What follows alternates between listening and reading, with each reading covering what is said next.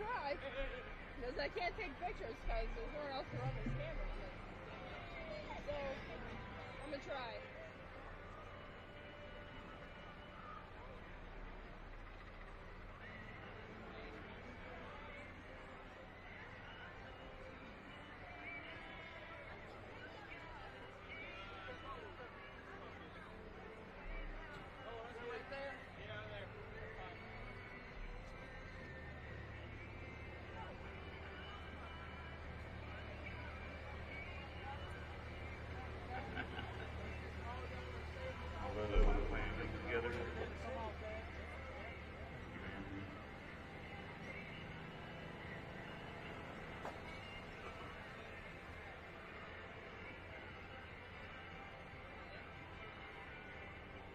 Ready?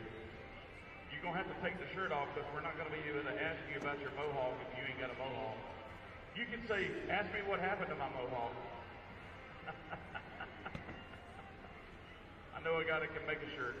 It's going to be okay. All right. So again, we're raising money for Western North Carolina. This young man here in the pink hat, pink hair, promised us if we got to $2,000, we could shave this mohawk. So guess what? We got to $2,000 already. We're going to knock the mohawk off his head. But we ain't going to stop. If we get to $2,500, we're going to take the beard and everything. Is that right? We get to $3,000, we're going to give Brothers mohawk too. So, to start our day off properly, we even brought his hairdresser in. Because he didn't want me butchering his head up. Folks, this is Jeremy Tyndall. He's him and his wife Cheryl are Mr. and Mrs. Everything to us here at United Pullers. He's raised a ton of money for breast cancer over the years. That's why the mohawk was pink to start with. But this weekend, we know our friends in Western North Carolina need a little bit of extra help, a little bit of uplifting. And we are going to be sure to let them know that we will not forget about them. So before we get started, if you folks don't mind, we're going to knock the mohawk off his head for the folks in Western North Carolina. I got you. Are we live? Okay. Do I need to press anything?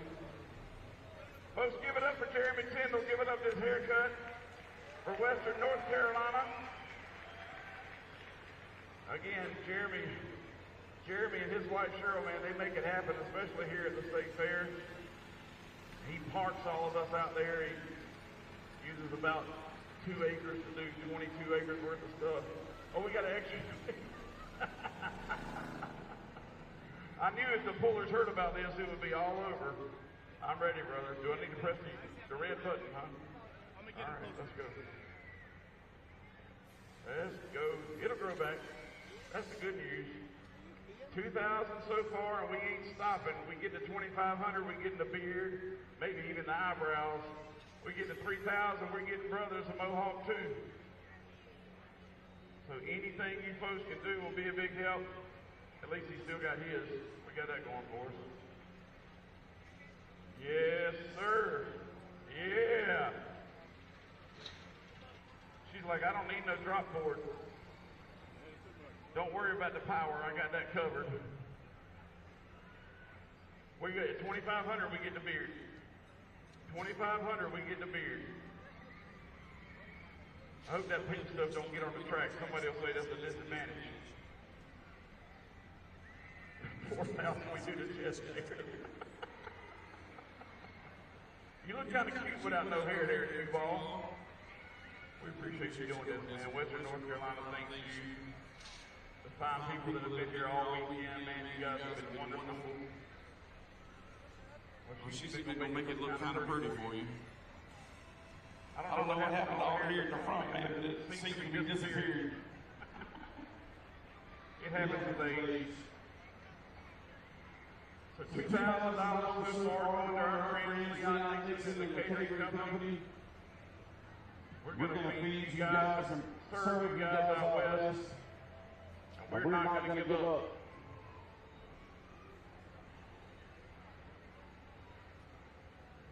We're where? 2,300 now? Heck yeah, boy, that beer's coming off of there. We're at 2,300 already, and we ain't even got started good. Oh yeah, 2308. Yes, sir, boy. Yes, sir. $2,300 so far. $200 away from shaving that beard. Come on. Yep. $700 away from cutting another mohawk off today. And we're coming. Western North Carolina, we are coming. We don't have to ask no questions. We ain't got to fill out no paperwork. We ain't going to wait on no government official to tell us we can do something.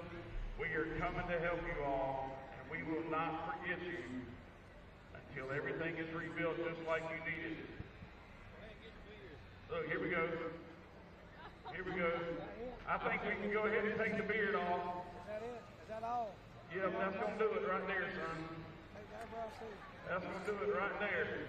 Take the eyebrows too. The eyebrows, the beard, we're going to take it all.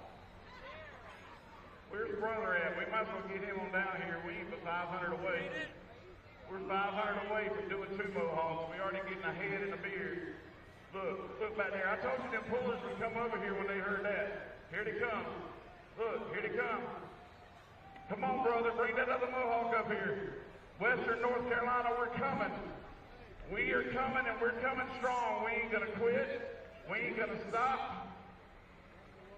That's from Russell Mullen. Put a bag on his head. We got this. I hope you don't put this video up because this is going to be all over the place. Somebody hold this. I got stuff to do. Here, he wants to record this thing. Here, honey, here's for your jar. Thank you, United Pullers. Thank you all. Here comes brother. There comes the other mohawk right there. There it comes. We got 3,000. I don't know what we'll do, but we're going to keep raising money, but we'll do something. We will do something. All right, y'all keep trimming. Y'all keep trimming. We're going to go to work out here. We got some kind of tractor pull to put on. Good evening, good afternoon, Raleigh, North Carolina. Y'all can do better than that. Good afternoon, Raleigh, North Carolina. There we go. Welcome to the North Carolina State Fair, the Southern Showdown, day number 3, pull number 4. We got diesel smoke, we got alcohol burners, we got superchargers, we got 4-wheel drive trucks. We got a little bit of everything for you here this afternoon. It's going to be one heck of a show to wind up 2024. We are proud to represent the National Tractor Pullers Association. We are the United Pullers of the Carolinas, and you see our colors coming to the center of the track, brought to you by the Junior ROTC from Person High School in Roxborough, North Carolina. Let them hear you.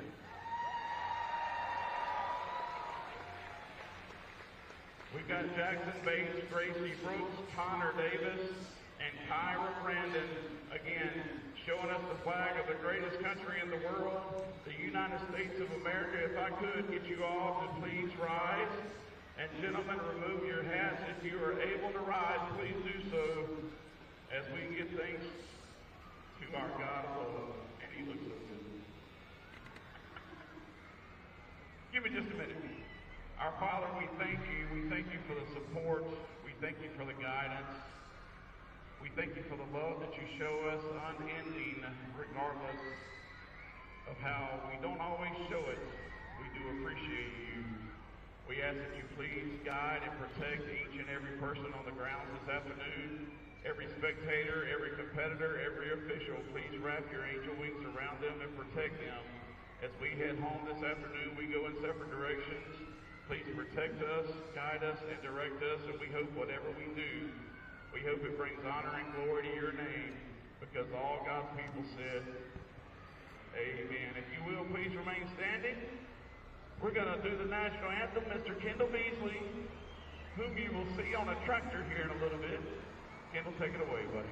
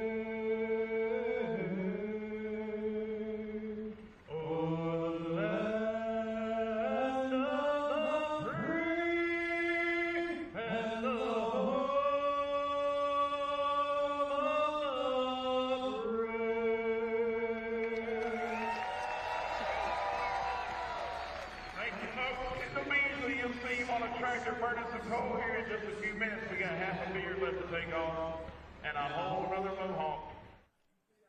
Well, good afternoon and welcome to Full Pull Live.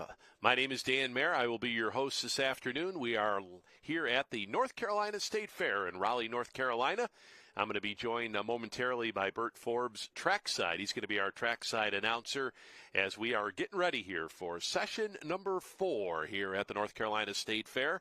This is a big Region 4 event sanctioned by the National Tractor Pullers Association up there just outside of Columbus, Ohio.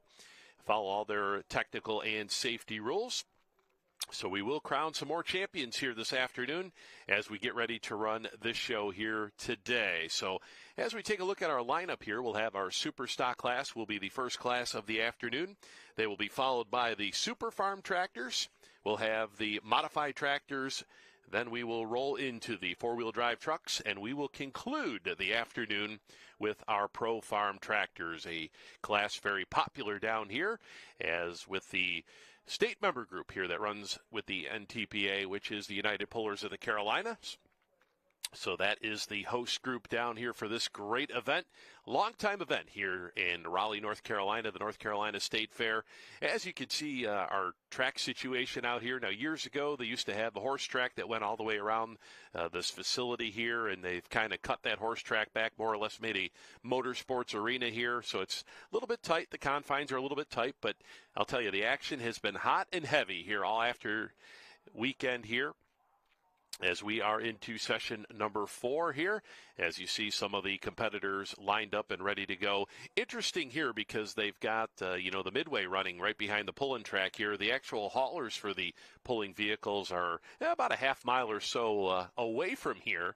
So kind of interesting how it's like orchestrated chaos to get everybody in the arena here, get them all scaled up. But they have been working on that the last couple hours here and are ready to go here as we get ready to hook our first tractor up here today.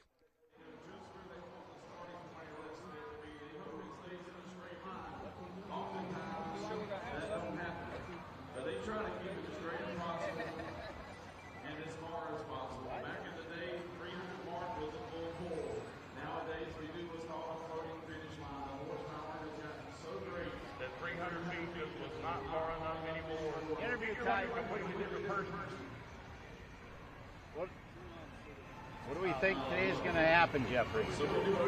I don't know. We'll see here in a little bit. I think we're going to try a little different approach, but see if it works. Craig, you're in good shape from the other night? Well, we heard a motor. Scott Tedder had a spare, so Scott let us use his spares, so we're going to load her for bear and go again, see if we can put her out there 360 again. Mr. Strickland, you got everything back together. It's back together, but I'm not promising you it is right. But we are back together. Well, Hopefully we'll have a better look.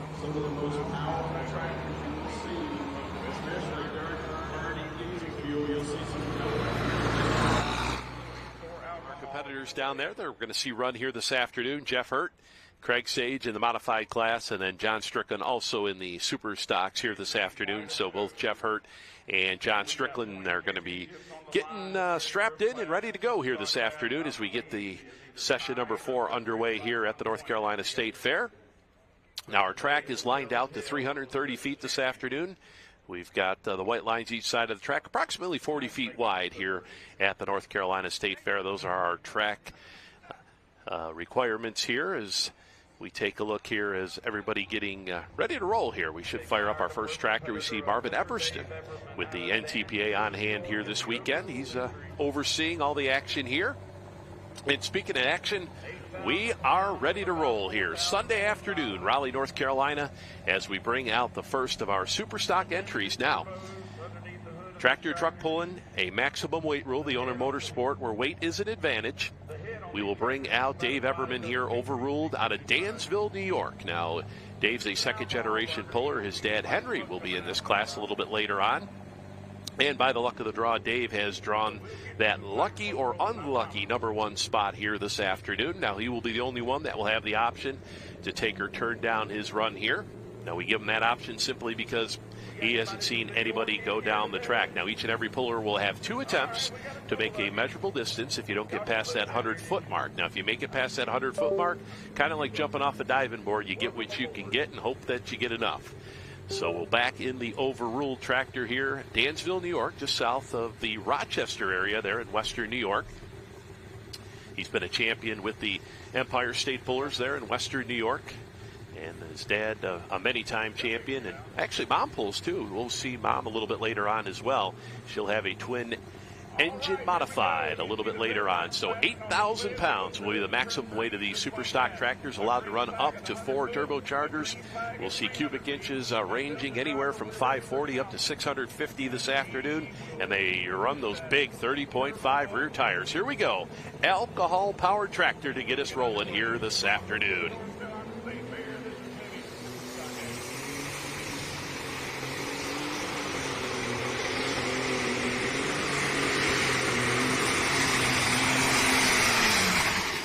Oh, nice run right there for Dave Everman.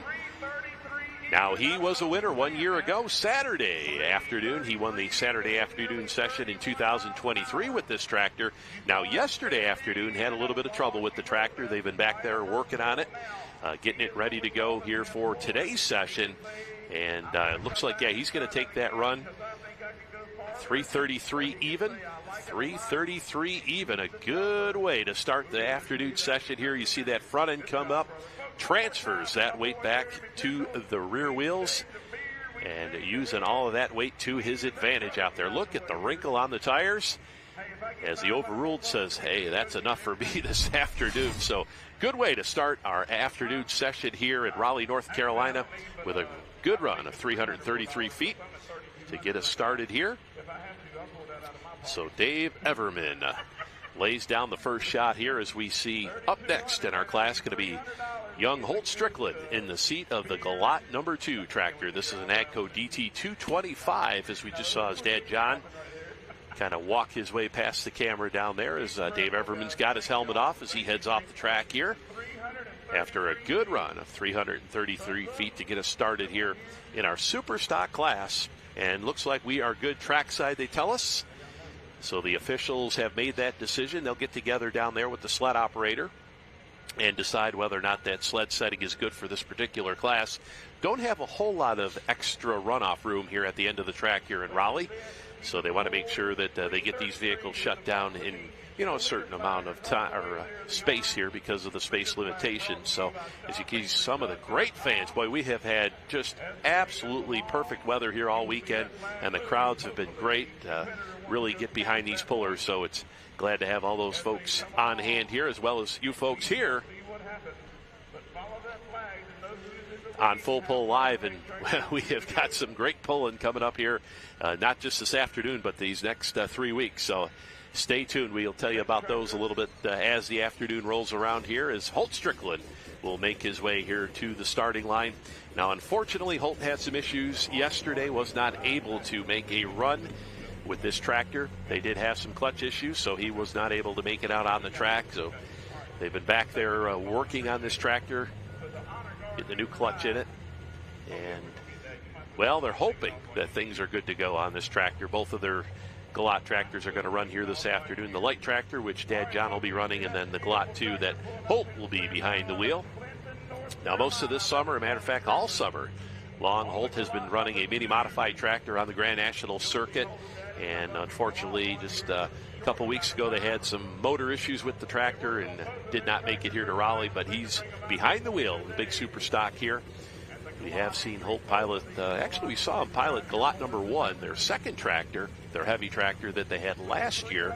And Holt picked up his first ever Grand National win with that tractor and ran it throughout the summer. But that tractor has gone across the pond, has been re-sheet metaled and now owned overseas. So the Galat team has just one heavy tractor and one light tractor in their stable along with the mini modified.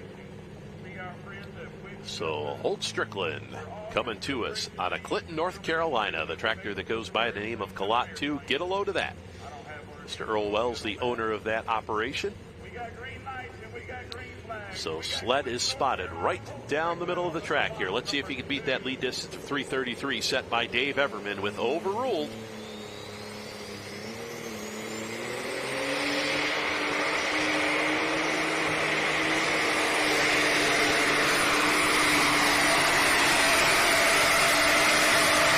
All right, Holt Strickland, nice run with the Galat 2 entry here as he got off to that left side just a little bit. Now you see that red marker down there. That is the lead distance marker, which signifies our lead distance in the class. Now in pulling, we measure to the front of the pulling sled. It's not actually the pulling vehicle. We measure to the front of that sled. And we'll use a laser here. Laser set up down trackside. So we see Holt Strickland looking around here after his pass here. And we'll take a look here on the replay. Real good run here for this tractor. As we mentioned, new clutch in it here for this afternoon show. 332.40. Just shy of taking over that number one spot here. So 332.40 will be the distance here for Holt Strickland. As he makes a nice pass here, as you can see. Really didn't get that front end up in the air like we saw Dave Everman. That's the whole idea. Want to get that front end up around 12 to 15 inches off the ground. You get a little bit too high, too low, it changes the angle of that chain that you're hooked up to, and it makes that sled just a little bit harder to pull. So there is the Kubota M8201 tractor. This was the tractor. If you were with us yesterday afternoon, you saw this tractor pick up the big win here in Raleigh in session number 2. This is Marty Harrell. This afternoon, Robbie Crutchfield, the builder of that engine, is going to be doing the driving, and you longtime fans may remember Robbie Crutchfield, the Brutal Force, Massey Ferguson. He ran for so many years down here in North Carolina, and is kind of, well, he's taken that engine building business and has quite a few of these competitors' engines in their vehicles. So Robbie has been tapped, the hired gun, if you would, to be the driver here of the Kubota this afternoon.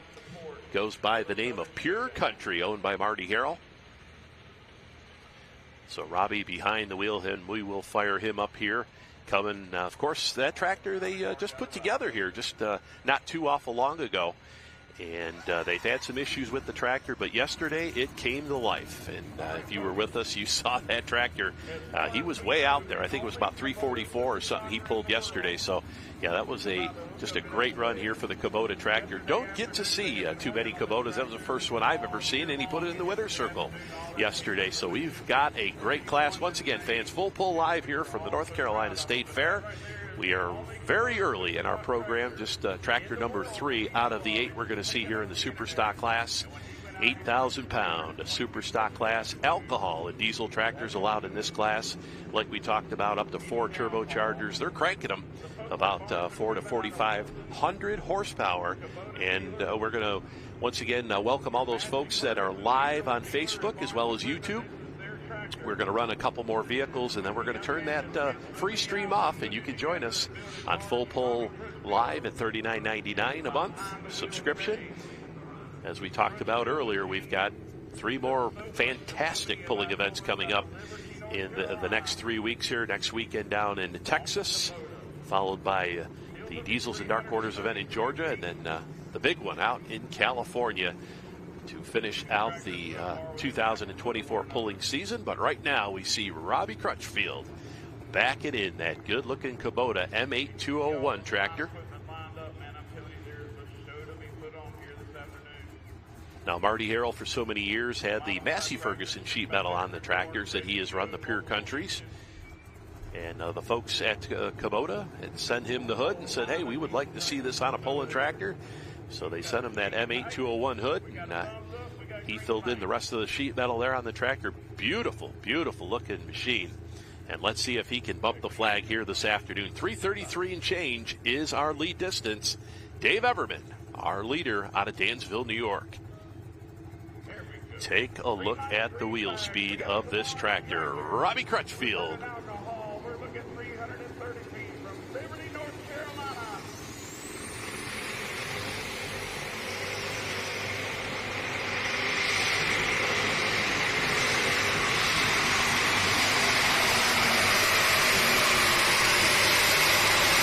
there you go, Robbie Crutchfield coming right into your living room this afternoon. A head-on shot there.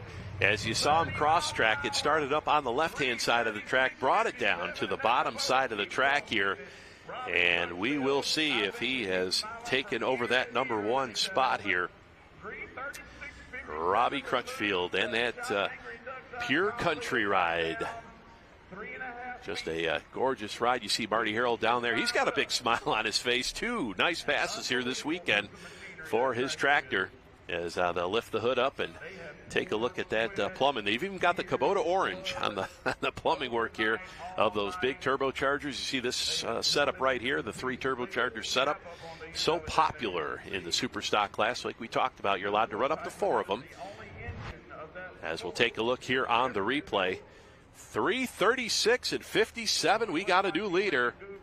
And we are in for a show here this afternoon with the super stocks. As Robbie Crutchfield will take over that number 1 spot here. Cross-tracking it down to the right-hand side. We see NTPA photographer Tracy Waters getting all the shots down their track side. As he will park it into that number 1 spot. So Pure Country, Robbie Crutchfield, 3:36 and 57. We'll put Dave Everman, number 2, at 3:33 even with his overruled entry. As we will have now John Strickland coming to the sled here with the brand new Galat light machine. DT 225 sheet metal. There you see his son Holt. He just made a nice pass.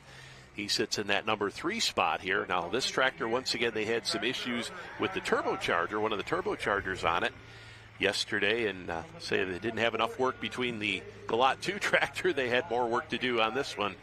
But John says, hey, I'm not going to guarantee anything, but we did get it fixed, so we're hoping that everything is good to go here on their brand new light super stock tractor. And if I remember correctly, this tractor debuted at the PRI show up in Indianapolis back in last December, as this tractor was on display, and boy, the people were just checking it out. And good to see tractor pulling vehicles up there at the PRI show. And it looks like our man on the spot, Bert Forbes down there, he's going to try to get a word here with Robbie Crutchfield, our new leader here in the class, as it's a tight one right now at 3:36.57 for many-time Region 4 champion Robbie Crutchfield. But that was with his brutal force tractor, the Massey Ferguson, as he had 6 consecutive Region 4 championships, 7 overall in that Region 4 super stock class. So we see John Strickland making his way here to the starting line. Now this summer, when this tractor was run out on the Grand National Circuit, we saw Brett Payne do some driving, as well as John drove it a couple times out on the light Grand National Circuit for these light super stocks. Now the light tractors, they're limited to 505 cubic inches underneath the hood. They don't run the big cubes like we saw on the Galat number 2 tractor. And it looks like we've got our leader down there trackside with Bert. Take it away, Bert.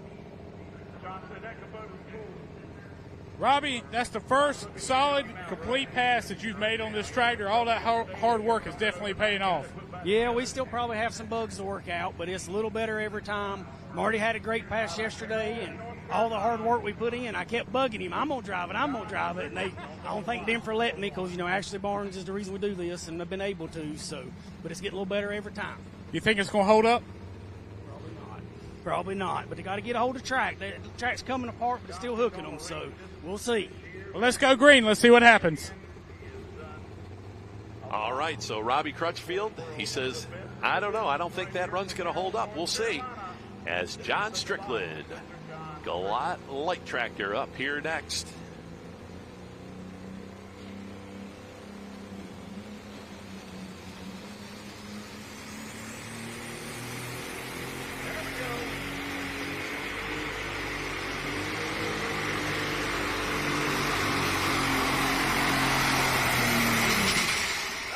So 2 nice passes for the Galat tractors. Good to see them make runs here this afternoon.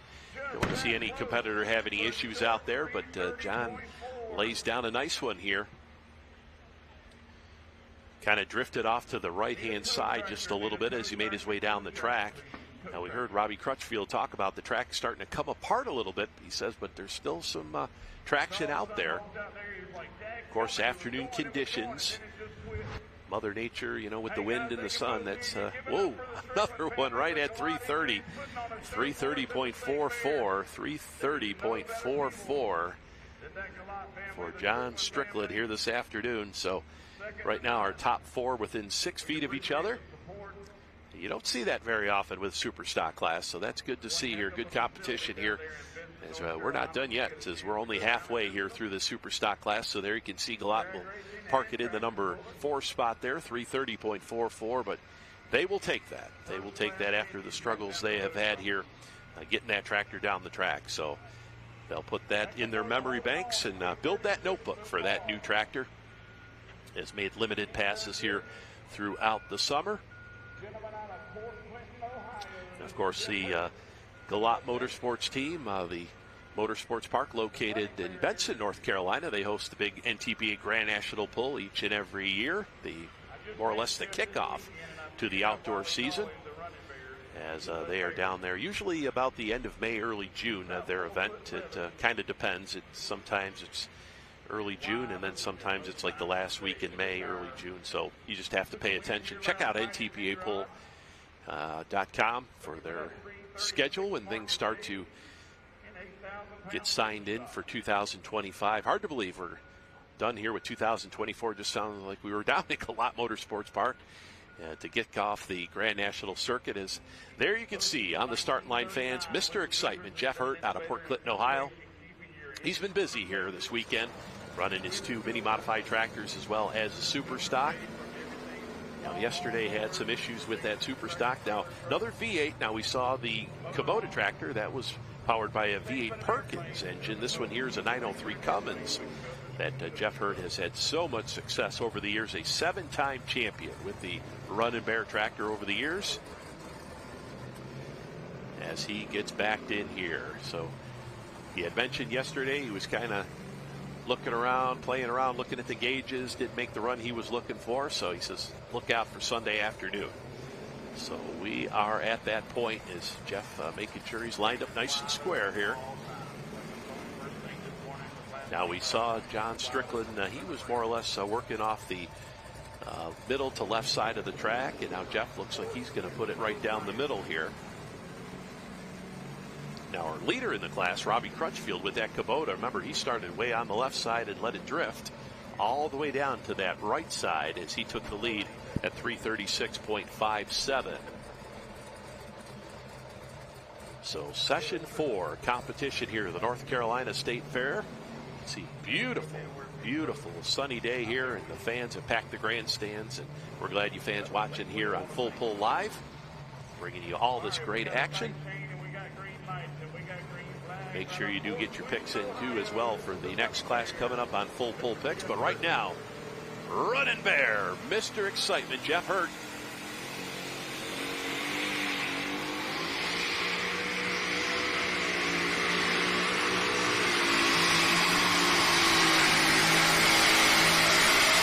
As the Run and Bear comes in your living room this afternoon, head-on shot there. Has drifted off to the right side, so could be a characteristic here with this track. Now, we talked to Bert Forbes, throughout the weekend. He said, a lot of the pullers had said, that is a characteristic with this track. Is no matter how many different times and ideas they have putting that track together, it kind of takes you one way or another there if you get too close to one side. As Jeff quickly gets off the tractor here. Kind of his MO. And we'll see here what the distance comes up here for Jeff. Boy, that tractor turning some RPM. That 903 Cummins just a singing here this afternoon. As he leaves the line, 315.11. 315.11 for Jeff Hurt. As that will put him in the number 5 spot here. 315.11 officially the distance. Now we can measure up to 1/1000th of a foot if we do have a tie situation, but right now we're just using that 100th mark. As you see the Run and Bear burning in there, those big 30.5 rear tires. As Robbie Crutchfield out front with the Pure Country Kubota, 336.57. as we take a look at the front of that forced decision tractor. This is going to be Henry Everman out of Dansville, New York. We saw his son David out a little bit earlier with the overruled tractor. That was our first tractor in the class, and he is currently sitting in that number 2 spot at 333 even here. Of course, the Everman family, they have been down here at the North Carolina State Fair, big supporters of this event for so many years.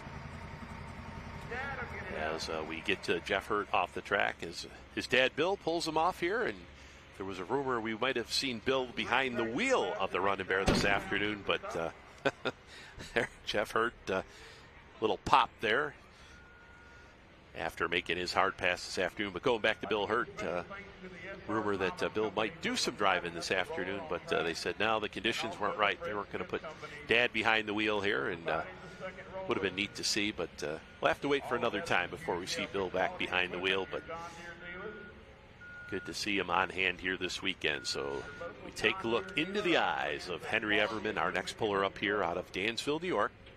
Got a big farming operation down there in the Genesee Valley, just south of Rochester, Dansville, New York. About 2,000 acres, corn and soybean that they farm down there.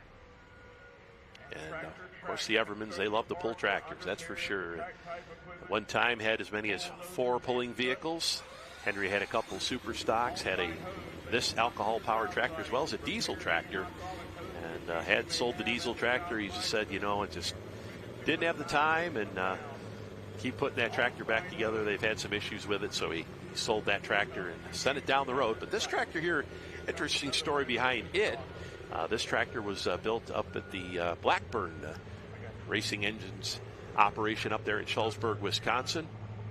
Now back in western New York, where Henry runs so often, was getting beat quite a bit by the alcohol tractors, and he said, you know what? They forced me to do it. They forced me to build a alcohol-powered super stock, and he had done so. Went up to Blackburn's and had this tractor built. Case International MX210, forced decision. Many championships for Henry in western New York as well as eastern New York with this tractor. Runs it both in the light and heavy classes when available. Now we saw in his run yesterday, the tractor drifted hard to the left side, had to hit the brake and get out of it before he was taken out of bounds with this tractor. So let's see what lane Henry's going to pick here this afternoon. The forced decision, Henry Everman out of Dansville, New York. So we have got just 3 left to go here. So far, it's been an all-diesel show. I promise you, we got a diesel back there. As looks like Chris Hale's going to be, I believe, our final hook in the class as we get ready to go. Henry Everman, a forced decision, 3:36.57. He's got to beat it.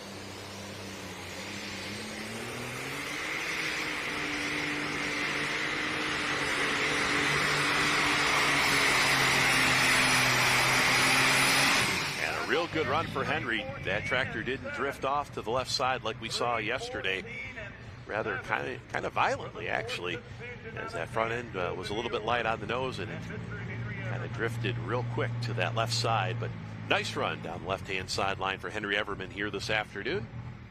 As Andy Dutton with the junk wagon will be up next, and then of course we will fill out the class with Chris Hales, and another Outlaw International will be our final tractor of the super stock class here today as Henry shuts down the tractor. Good run of 3:14 and 70.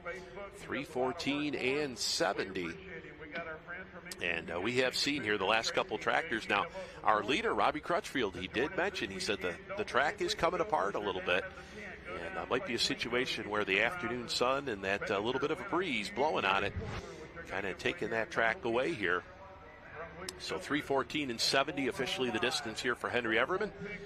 As we see that front end come up, transfers that weight. Had the weight set just about perfect on that forced decision tractor. Now, just like his son David's tractor, that's 504 cubic inches. Doesn't run the big cubes. They are not allowed the big cubes in the state of New York with those pulling organizations. But nonetheless, good run for both the tractors this afternoon. Then they'll be well satisfied. They do have one more to go, as Henry's wife Sharon will be out a little bit later with her twin Hemi-powered Wild Hair in our modified class here, as that will be our 3rd class of the afternoon. So the John Deere 4960, Andy Dutton will be up next here. He comes to us out of Anderson, South Carolina. As we see our leaderboard, the Pure Country, Robbie Crutchfield still in the lead at 336 and 57. Dave Everman sits number 2 at 333 even, and then we'll put Holt Strickland number 3 with the Galat 2 entry at 332.40. So the lone deer in our class makes its way out on the track. That's going to be Mr. Andy Dutton.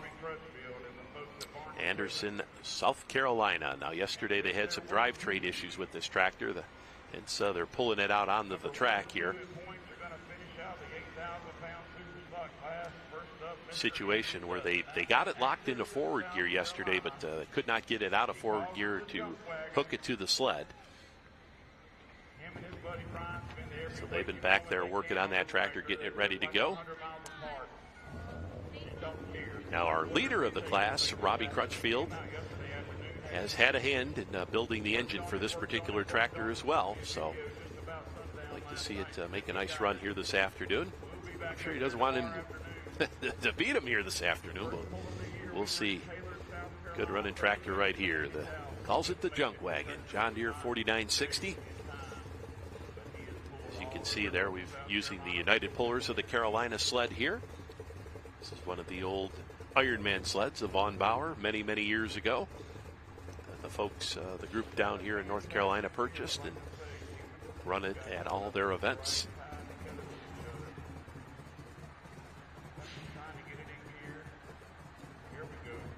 All right, so it looks like Andy's, we've seen him. There it goes. Gets it into that forward gear as he brings it out on the track here. The lone John Deere, the lone green one here in our super stock class here this afternoon, here at the North Carolina State Fair. And so again, our free view on Facebook and YouTube is now over. So we've got the folks on Full Pull Live watching. Some great pulling action still coming at you. Season's not over yet. We're just going to keep on bringing you action, action, and more action for the next 3 weeks. And then we've got some other goodies that we'll talk about a little bit later on as well, coming up here in the off season. So Andy Dutton, as he puts on that 5-point safety harness, he'll snug those belts down nice and tight, get that neck brace on, and you see the hand throttle. So the John Deere out of Anderson, South Carolina. Been running here on the United Pullers circuit for many, many years. And then we'll have Chris Hales, Autryville, North Carolina, our final entry. The Diesel had a nice run yesterday and finished up inside the top 3. But first things first, we've got the Deere to do some talking here. So let's see if the John Deere can get locked into the track here. He calls it junk wagon.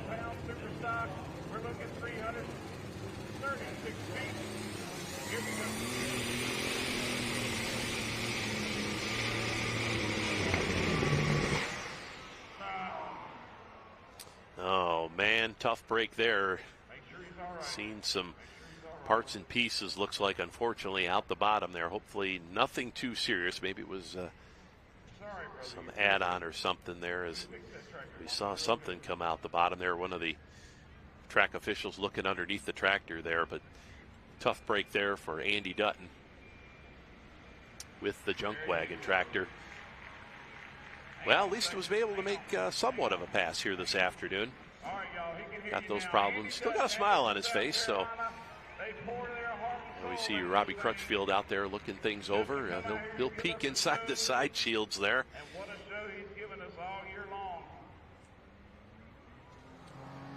So we see see the hands go up there. Don't look too. They're kind of peeking in there, looking things over.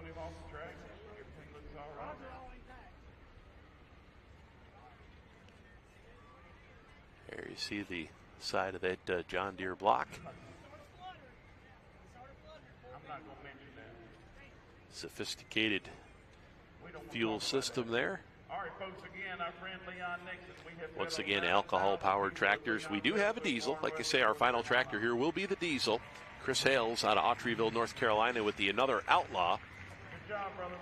Okay, they tell us they put a hole in the block here. So, unfortunately, picture windowed the block here this afternoon for Andy Dutton. Well, unfortunately, fortunately it's the end of the season, but unfortunately you got some breakage there at 204.80, 204.80 for Andy Dutton. So we saw some parts, and yeah, they're picking up some more parts and pieces, so he hurt it pretty bad there. So windowed that engine block this afternoon,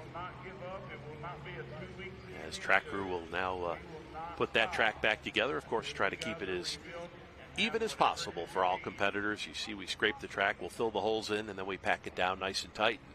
Track crew here at the North Carolina State Fair, a good one. They have put together very consistent tracks here all weekend long, and grooming them and making sure they're nice and even for everybody. So 204.80 officially the distance, 204 and 80 for Andy Dutton. 204.80, and the points competition is on the line. Out of Autryville, North Carolina. Okay, so looks like we got Bert down there trackside. He's got a report for us.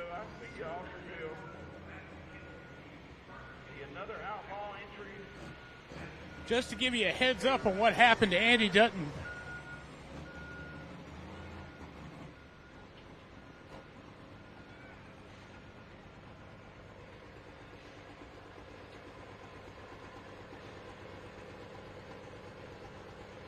All right, so looks like Bert having some technical issues down there, but did have an update. We'll get back to Bert here after we run the Another Outlaw tractor. Chris Hales. This is the lone diesel in this class of Elkies here this afternoon. Just one to go. Robbie Crutchfield still leading the way at 336.57. Dave Everman sitting in that number 2 spot at 333, and then Holt Strickland, number 3 at 332.40. As the International 1486. Another Outlaw. Chris Hales going to be doing double duty this afternoon. He's got this super stock tractor as well as a super farm. We'll see in our next class of competition here. Like I say, yesterday afternoon had a top 3 finish with this tractor. So look out now. He just runs one single turbocharger in this tractor, one big charger.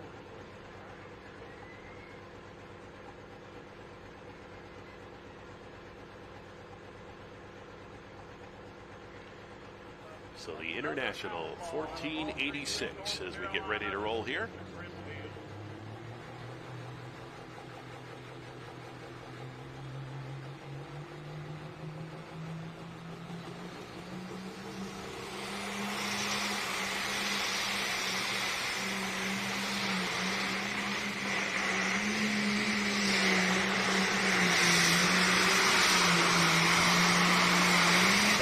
Big wheel stand we saw on the Another Outlaw there as he got that tractor hooked up and almost put it on the wheelie bars there. Skied it and definitely hurt him in the distance department here this afternoon. So Chris Hales, Autryville, North Carolina, International 1486 here this afternoon. Said just one big turbocharger on this diesel entry. Of course, turbocharger, nothing more than an air compressor that runs off exhaust pressure. Allowed to run up to 4 of them here in super stock action, but this tractor they have decided with that single charger setup. So everybody's got a different idea of what they think will work on. You know, that's one of the great things about the sport of pulling. You know, there's no guidelines. You don't just go down to the store, buy the parts and pieces, and if you can think it up, you can build it, you can pull it, that's for sure. So 267.89, 267.89 here for Chris Hales as he makes his way off the track here this afternoon. So it looks like we'll go back down to Bert, and he's got an update on Andy Dutton's tractor. Mr. Jeff Hurd out of Fort Clinton, Ohio, on the Running Bear at 3:15.11. So the points battle will come down. Andy was 204 feet. All right, so it looks like still having some issues down there, audio issues with Bert Forbes, our man on the spot down there. Been all weekend long doing a great job, giving us trackside interviews and thoughts and comments from some of our pullers. They'll get those issues worked out here. So that will complete our super stock class here this afternoon. As we see, there's the man of the hour, Robbie Crutchfield, standing next to the owner of the tractor, Marty Harold, down there, as they have swept the weekend with the Kubota tractor. Marty getting the win yesterday afternoon, and then Robbie in the seat this afternoon for the big win. So congratulations to that team. 336.57.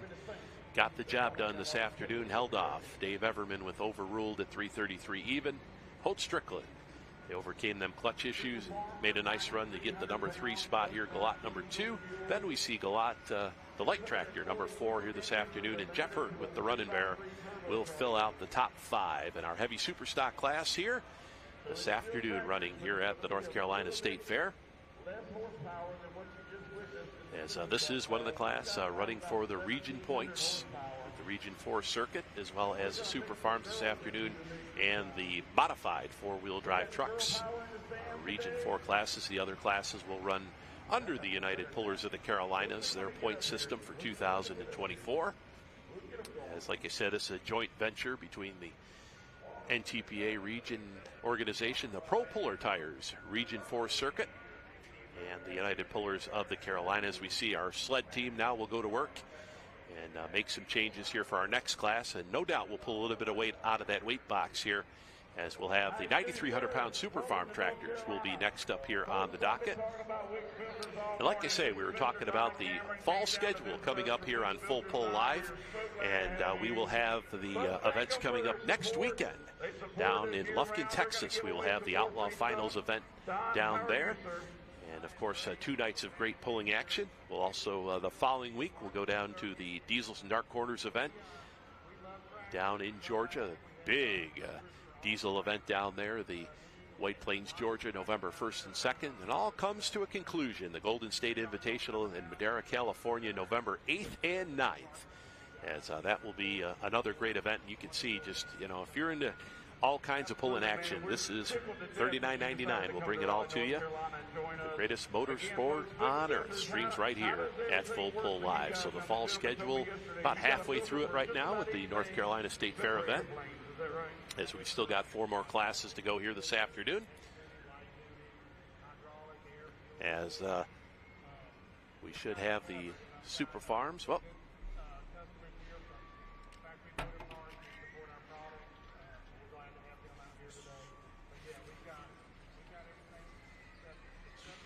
next. There you go. We got it covered from your smallest of lawnmowers to the largest of tractors. All right, so Super Farm action as we get ready to roll here. We see the telehandler out there right now. They're going to pull some of that weight out of the box here on our weight transfer machine, as we, you know, takes about 40 to 45,000 pounds to stop those super stock tractors. Doesn't take quite as much for the Super Farm tractors. They'll run at 9,300 pounds, but they'll run a 640 cubic inch engine, but 1 single turbocharger on them, about, well, it is 3 inches in, 3 inches out on the turbocharger, but produce about 16 to 1,700 horsepower versus 4,000 to 4,500. So, yeah, it doesn't take as much weight to stop these Super Farm tractors, but very tough class here in North Carolina, as these pullers here in this Super Farm class from North Carolina, they are tough, that is for sure. They can go anywhere in the country, and we have seen that from time to time.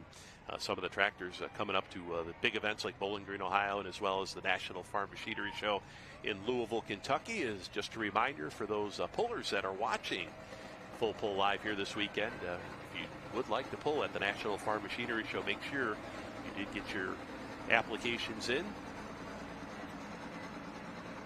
Of course, fans, tickets are available for the National Farm Machinery Show coming up here in Louisville, Kentucky in February. Before you know it, it will be here, as we are ready to go with Super Farm action here this afternoon.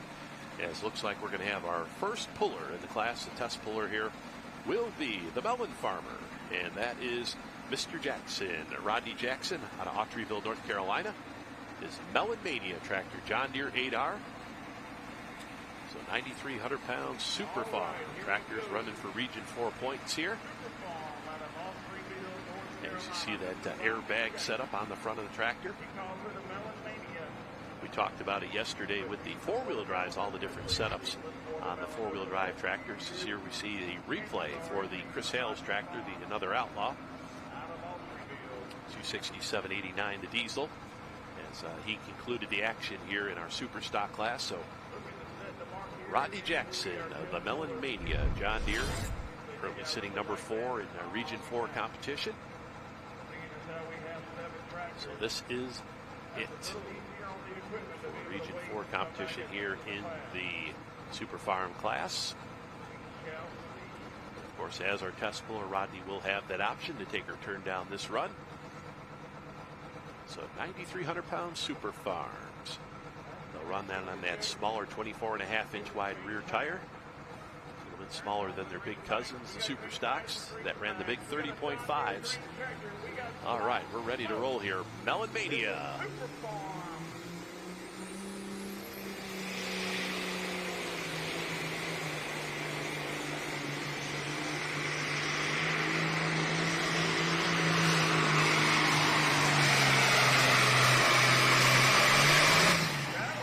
So Rodney Jackson lays down a good one. We'll put that leader flag up there. Now all the tractors in the Super Farm class, no alcohol allowed, all diesel entries. As we mentioned, 640 cubic inches.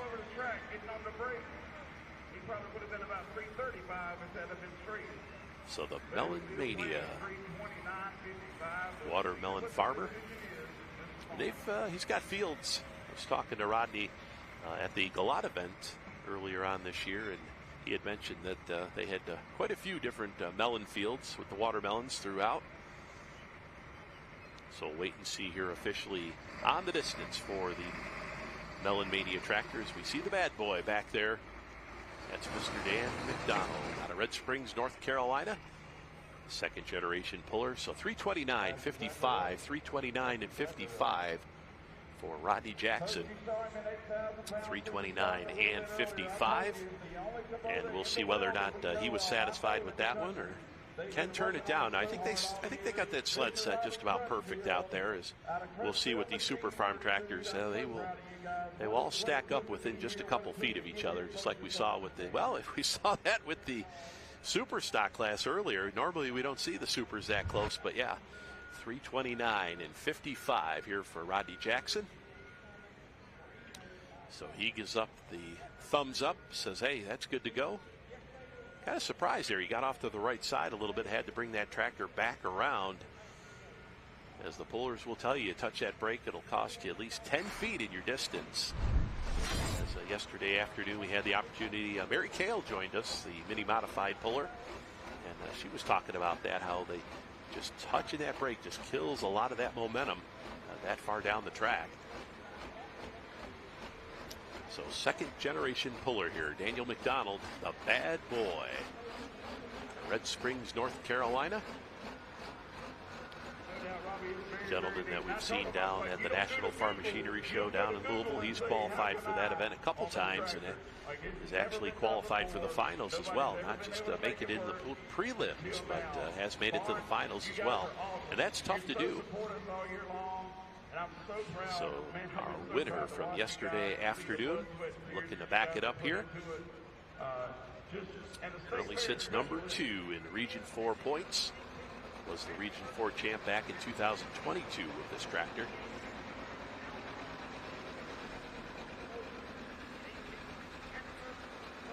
Great field of the Super Farms. We've got 7 of them, all out of the state of North Carolina, and it's a pick'em deal. They are all tough, that is for sure. So it looks like gonna spot the sled just about dead center out there. Our Super Farm class, we saw most of the Super Stocks that kind of worked the middle to the left side of the track here. Of course, wants to get just a real good hole shot, get that sled moving. Now, in drag racing, hole shots, whoever leaps first in the sport of pulling, it's how fast you get that sled rolling that first 50 to 75 feet. Because if you don't get it rolling, you're not going to make it to that top edge of the track. So he's got it moving here. Daniel McDonald.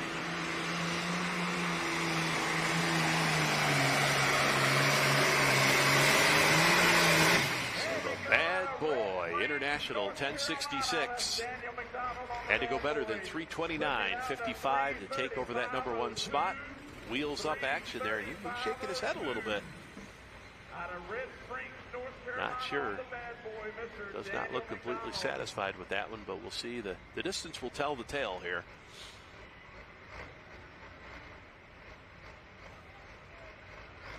And there you go, 3:35.02, 3:35.02 for Daniel McDonald. He'll take over that number 1 spot here.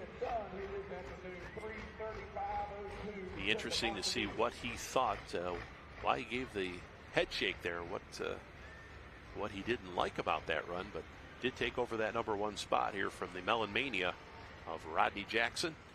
I'm telling you, you see some of the best equipment in any part of the country right here in front of you this weekend. So we should have Caitlin McDonald, teammate, coming up here next with the Red Mule tractor. So 3:35.02 right there. You see the front end come up, and pass looked pretty straight there. Looks like the weight was set just about good. Yeah. See a good wrinkle in the tire there. Yeah, that run looked really good there. I'm not sure what Daniel wasn't happy about on that one, but the bad boy, our new leader at 3:35.02. As we'll have the second half of the McDonald pulling team here, the Red Mule. This is going to be Caitlin McDonald. He's going to be followed by Chris Hales with the Outlaw tractor, and then Russell Mullins. Nothing special. Our next 3 coming up here in Super Farm.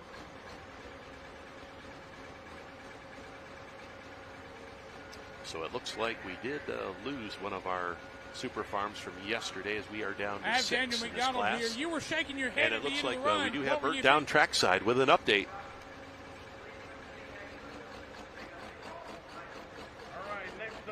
I've got Daniel McDonald here. You were shaking your head at the end of the run. What were you thinking? Well, we moved a little bit of weight around. I was thinking the track was going to be a little bit drier. What it was yesterday wasn't be hitting quite as hard. I moved 150 off the nose to the belly. Got my nose a little higher than I wanted it. Never did touch the wheelie bars, but had to ride the clutch out further than I really wanted to keep it off the wheelie bars. And I just don't think she was straight enough. Somebody's going to straighten out a run like that and get the nose down a foot, and they're going to put 3 to 5 feet on me. I don't think it's going to be good enough to win, but it's good enough for first right now. You never know. Good luck. Thank you, sir. All right, so our man Bert on the spot there asked that question. He says, hey, what were you shaking your head about?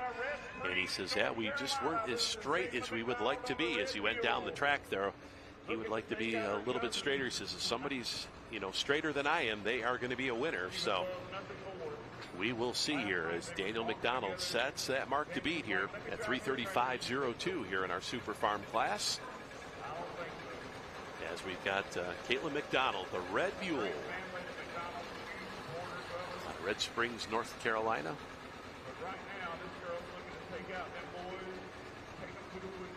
Once again, spots that sled center to left a little bit. Another 10:66 International, the Red Mule.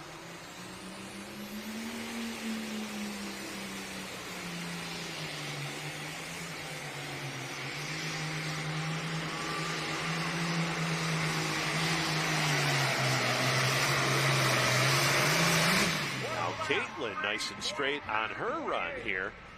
And it has been a weekend for the ladies here in Raleigh, North Carolina. I think we've had 3 or 4 of the ladies pick up wins here throughout the weekend. As Caitlin McDonald puts down an excellent run here. As you see the intent eyes of Caitlin as she pulls off the track here after her run. 3:35.02. To beat her teammate here this afternoon. 3:35.02 right now is our mark to beat in Super Farm competition. And speaking of tractors to beat right there, that Outlaw tractor, it has been tough. Currently leads the Region 4 points, swept the fair last year, and swept the last region event over there in Lumberton, North Carolina. So this tractor definitely one to watch this afternoon. 3:22.28 here for Caitlin. 3:22 And 28 the distance for Caitlin McDonald with the Red Mule International 1066 here in our 9,300-pound Super Farm class, session number 4 here at the North Carolina State Fair here in Raleigh. Beautiful sunny day, temperatures in the mid-70s. Couldn't ask for better weather here to watch the tractor and truck pull in action, and we're glad you fans are watching us here on Full Pull Live this afternoon. As we see in the background, some of our multi-engine modified tractors will be up next here. In our running order, as we've got the Outlaw. Now we saw Chris Hales come out with his super stock tractor, has jumped on into his very, very well running Super Farm tractor here. So our NTPA Region 4 points leader right now, the Outlaw tractor, 966.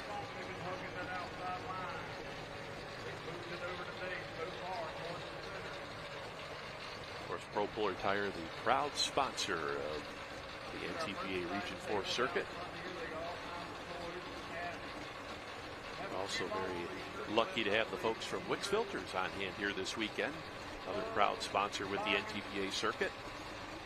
We had one of their factory reps out this weekend. We talked to him on our countdown show yesterday for session number 3. So here comes the Outlaw.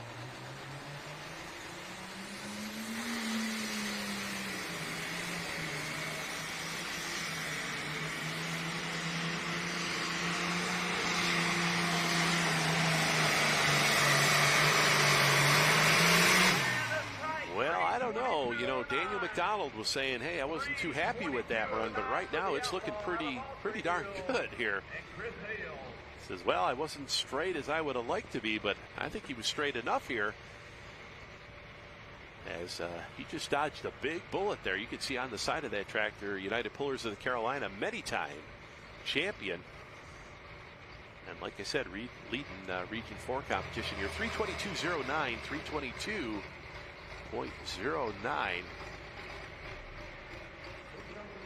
And might be a situation here. That track might be going away a little bit here. Of course, all these competitors, by the luck of the draw, pick a number out of the hat. Lowest number goes first, and so on and so forth. And that's how you get your run position in pulling.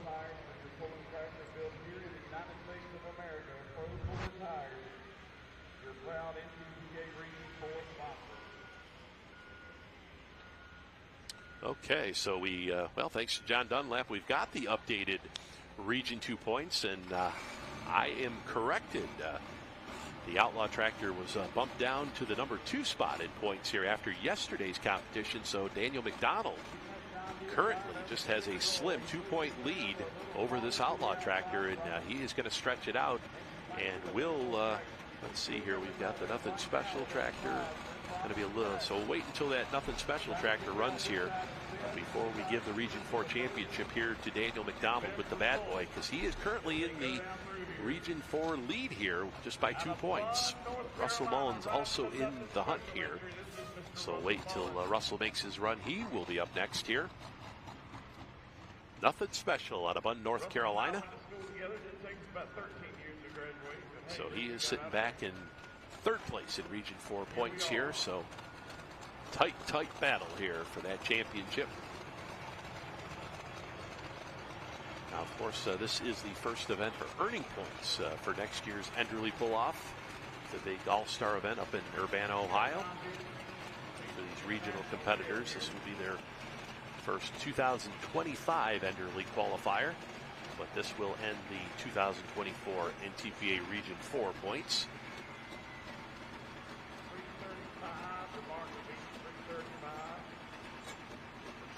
So we'll run the John Deere 4455 here. Nothing Special of Russell Mullins. 336. No, 335.02 right there. Our leaderboard, 335.02. Daniel McDonald, just 2 more tractors to dodge here.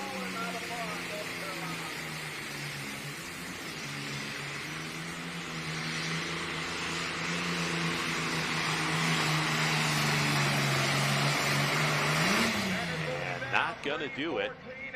Russell Mullins, you can see that lead distance marker there. So with that run, Daniel McDonald will be crowned our 2024 NTPA Region 4 champion in Super Farm. Still got one more tractor to dodge here to take home the win here in the sweep this weekend.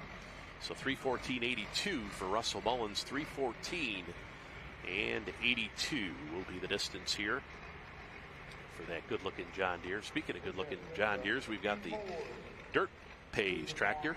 Now they have a couple of these Pay Dirt and Dirt Pays tractors. Barrett Flow only brought one here this week, and I believe the other one's on the mend. They did break that other tractor, so 3:14.82 officially the distance for Russell Mullen. The Nothing Special out of Bunn, North Carolina.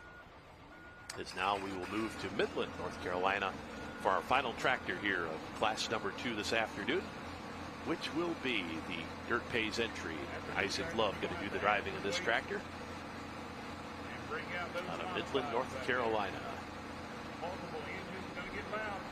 So modified tractors are going to be our next class competition here at the conclusion here of our Super Farm competition. So there you can see the bad boy looking good right now, 3:35.02. As he looks to sweep the weekend and will pick up that championship here in Region 4. That's already a done deal. We know that for sure.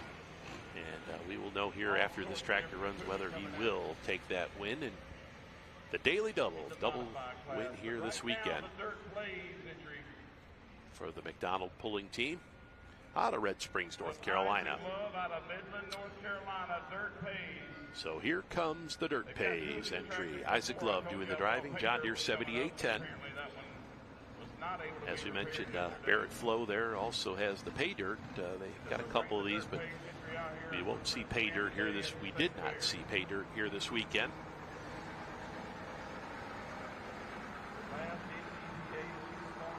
Take a look at that red clay down here, synonymous with pulling down in North Carolina.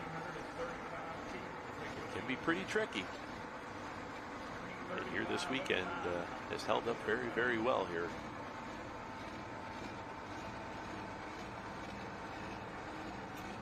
All right, slack out of the chain. Must start with a tight hitch.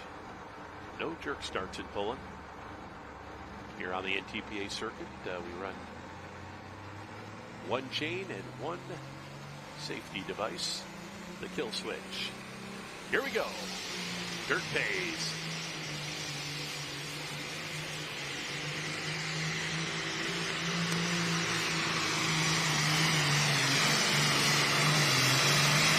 Well, he gave it a good shot. Isaac Love. We'll see here what the distance comes up. I do believe going to be a little bit short of Daniel McDonald here this afternoon with the bad boy. That international, boy, she is on rails. Isaac Love, Midland, North Carolina, 3:24.02. Good run for the John Deere, 3:24.02. A good run for the Dirt Pays entry. Isaac Love, as that will put him in the number 3 spot, as we'll send things down to Bert. Looks like he's got our big winner in Super Stock. Ashley, you're the owner of that Pure Country Kubota. Y'all have been doing a lot of work, you and Rob and Marty, to get that thing together. It's paying off for this weekend. Oh yeah, we didn't think we were going to have it ready this year. Rob busted his tail, got it ready. We go to Lumberton, find out with the new heads we don't have a big enough fuel pump, so we're sitting here trying to play with it. And we went to Galat last weekend and run in a dual fuel, and we had a few issues there to fine-tune it, but we felt pretty good as long as everything went good this weekend. Of course, we got lucky and won both pools, so we're happy. We're going to take it back, let Rob go over it this winter, check everything, and get ready for next year. Rob, we've already talked to you one time. You've sealed the deal on this. You've pulled off the win again here today. Well, at least we ended on a good note. Marty ended on a good note yesterday, but I took his driving privileges away, let me drive, and thank him again for that. But, yeah, so all you can do is get better every time. That's right. Marty, come here a second. We're going to drag you in here for a second. Marty, yes, sir. You let him drive here today, but you ended up pulling off the win today. It's got to be a good note on the end of the season. Yeah, he was we were in the shop working on it the other day, and he come out and under track and had tears in his eyes and everything. Was talking about how bad he would love to do it. No, he didn't. He busted his rear end. We have the whole year, and I told Rob, said, we ever get this thing running right, I said, I want you to run it, feel it, see if it feels different than the other engine setup you had in there. And he busted his tail. He's done a good job, and we struggled some this year in the beginning, but I think we've got it worked out right now, and I appreciate everything that he's done, Barnes Equipment Company, and we're looking forward to next year. But we didn't get out today unscathed. We got a few things that's going to have to be adjusted over the winter, but we'll be all right. Hey, Hunter, come in here a second. Hunter, come here a second. I'm going to ask you a quick question. Buddy, let me tell you something. We talk about it in the shop. Me and you work together in the shop a lot. Did you think it was going to turn out like it did today? No, that was very surprising, but we're very happy. That was great. Great run. We're very happy, and we talked about it earlier that we have been doing this almost 20 years, and the old Massey hood kind of took care of itself last year. We wanted to switch it up, and it's been great. It's been really good. We're looking forward to next year. Well, you've heard it from all these Kubota guys here. They're looking forward to 2025. We're going to go back to you. We're going to go throw some cameras in some weird places right now, guys. Back to you guys. All right, so we got cameras in some weird places coming up here. So once again, Dan Mayer joining you here from Raleigh, North Carolina, here in the Full Pull Live studios. As we get ready to go here, modified pulling in just a little bit here. We'll get that weight transfer machine all set up and ready to go here for the 7,500-pound modified tractors, which will be up as we see the distance here for Isaac Love, the Dirt Pays tractor, our final tractor in Super Farm, 324.02, 324.02. As we'll get there it is, our final rundown here for the Super Farms this afternoon. So Bad Boy and Daniel McDonald will sweep the weekend here, 335.02. Melon Mania, Rodney Jackson will finish up in the number 2 spot at 329.55. The Dirt Pays entry, we just saw Isaac Love. He put it in the number 3 spot this afternoon. Number 4 will be the Red Mule. And then Chris Hales with the Outlaw tractor will fill out the top 5 this afternoon in our field of Super Farms here. As now we will load the wagon, get ready to go here for the modified tractors. And we got a video here with some of our modifieds.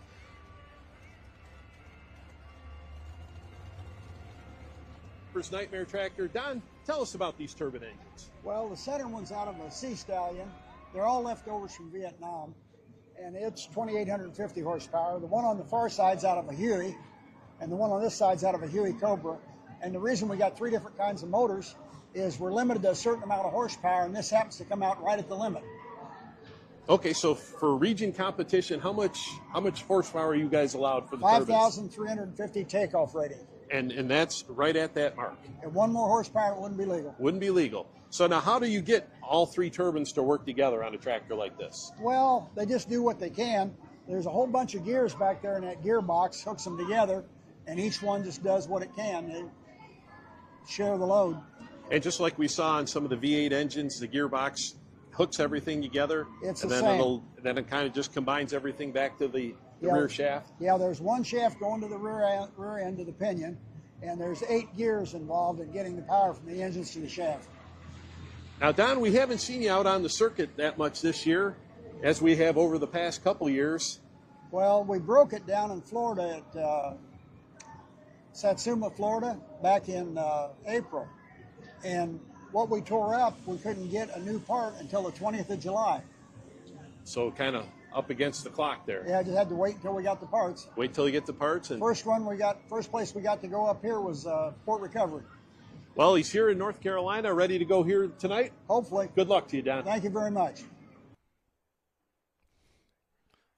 All right, so Don Dean, longtime puller in competition with the modified tractors, the 3-turbine entry, and we've got all different types of combinations on these modifieds. As you can see back in the staging lanes, there's the 3 Hemi setup there. Scott Tedder, he has had the hot hand here in Raleigh, North Carolina the last few years. There we take a look at Sharon Everman. She'll have 2 of those big blown-in injected Hemis on her Wild Hair tractor. And looks like we've got 5 entries in our modified class this afternoon.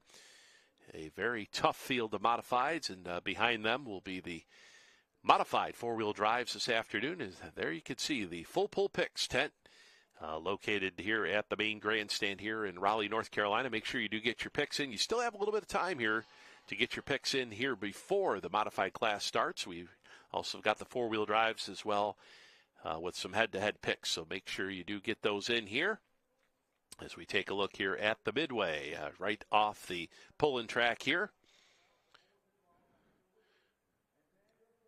So great afternoon for pulling action here at the North Carolina State Fair, as we've just about got that weight transfer machine ready to go here for the modified class. There we take a look down the injector hat there of the Wild Hair tractor. There's Chase Smith with Outclass tractor, and Craig Sage over there, Mr. SCS Gearbox. See Jeff Hurd over there helping him out. Said he borrowed an engine there from Scott Tedder to make the event here this afternoon, and that's what pulling's all about right there. Everybody helping everybody out until you hook to the sled. There's Craig. He's second season running this modified tractor. So there you see our field of modifieds this afternoon. Scott Tedder over there getting ready to go. Our Pro Farm tractors.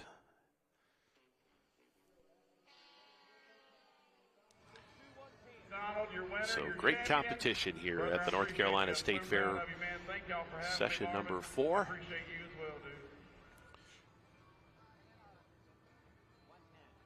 As we get ready to roll here.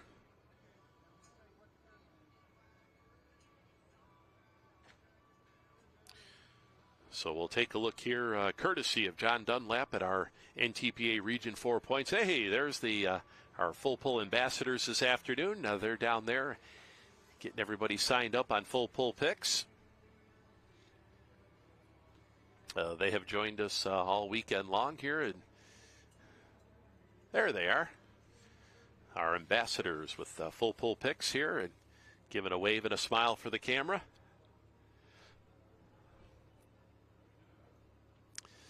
So back to business here as we've got some pulling to take care of. But like I said, the final NTPA Region 4 points here for the Super Farm tractor. So officially Dan McDonald will be our winner.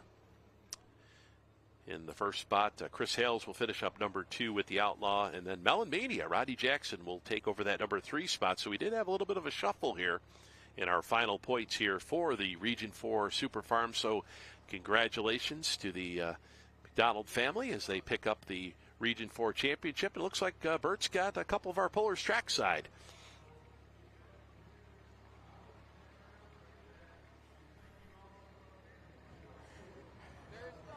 Tony, you had a pretty good run yesterday. What do you think your idea is for today? You're running at, we got a couple more classes before you come up here. Well, we're a later hook in the class tonight. We're, I think, 7th hook. We're just trying to check out the track right now and see what it looks like. Pulling later in the class can be better. Can't necessarily tell after the modified tractors run, but track looks tight right now. We got some soft spots, but we're looking to find our spot. Well, good luck to you. I know that's some tough competition with all the four-wheel drives out of Virginia, so we'll see how it lands out for you. Absolutely. A lot of tough trucks here. Glad to have those guys come down and run with us. It's been a pleasure, and glad to have the competition, and definitely a lot of tough trucks. All right. Good luck to you, Tony. Back to you guys. All right. So anytime you talk about modified four-wheel drives, you talk about the tough trucks in the South. That is for sure. That is where that class started way back in the 70s down south, and still very, very popular down here, the modified four-wheel drives. But we got some modifieds to run before we get to the trucks here this afternoon. As we see Marvin Epperson, the NTPA Director of Technical Services, overseeing the action here this weekend.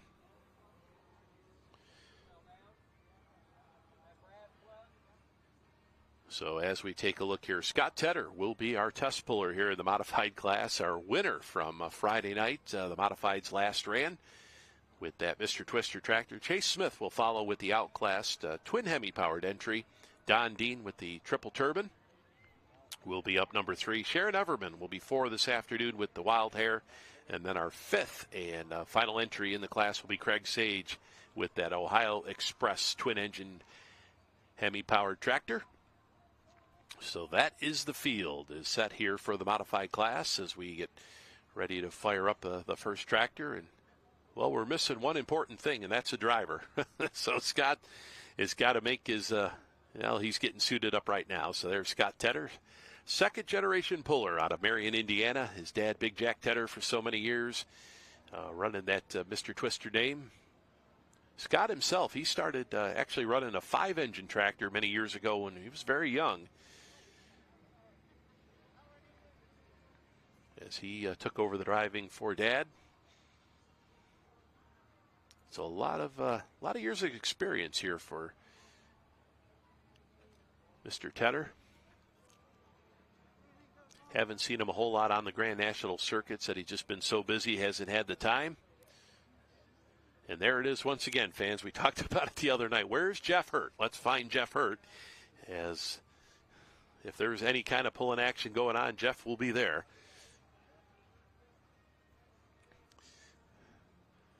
So great action here so far in our competition here, as we have seen early on 2 classes run in here. We've had the Super Farm class as well as the Super Stocks, and they've really put on a show.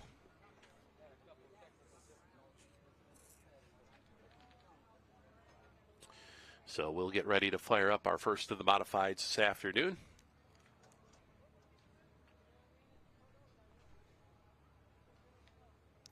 Well, we speak of big winners here this afternoon. We've got a guy that took it all home here this weekend. Is Daniel McDonald going to join us here on the Full Pull live stream here? We talked to him the other night on our Countdown to Pull Time show, and we'll get Daniel in here, have him slide down here into the camera view here.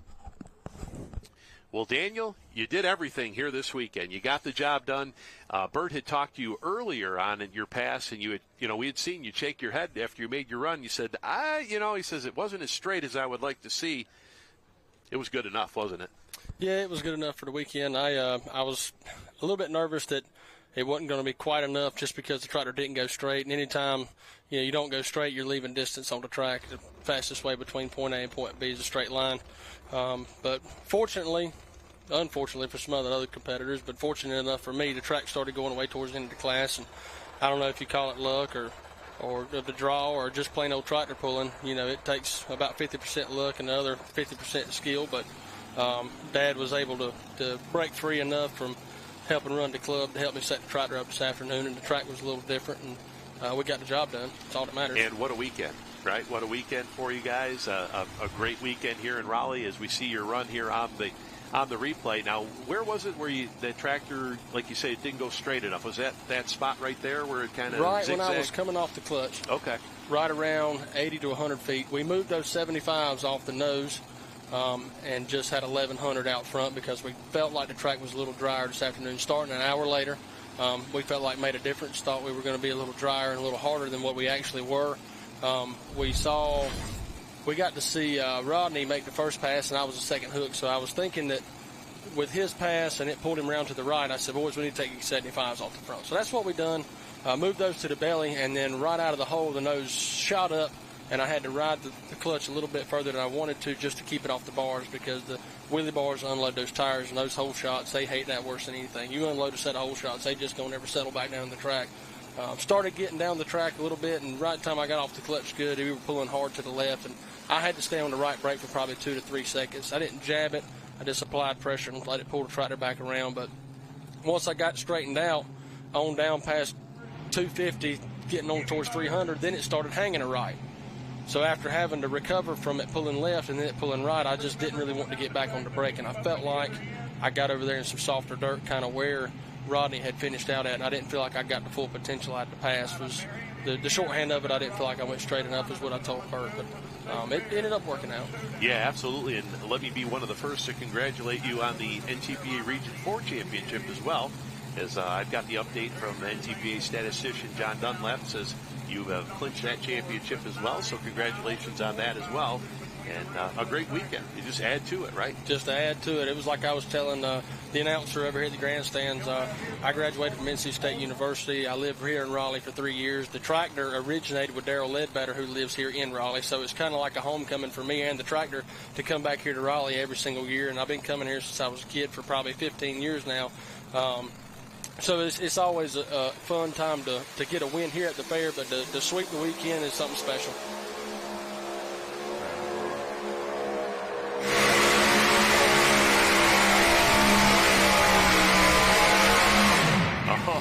Scott Tedder, that Mr. Twister tractor out of Marion, Indiana, as he sets the mark here in the modified class, and he has got quite the streak going here in Raleigh. If you don't like that, you don't like tractor pulling. 3 blown and ejected heavies on that tractor as he sets the mark here, and swept last year. He swept Friday night, so he's looking for 4 in a row here in Raleigh. And he has set the mark here. But like you say, let's go back, with that Region 4 championship. How many times over the years have you – I know you guys got one back in 22, the Region 4 championship. How many of you guys total?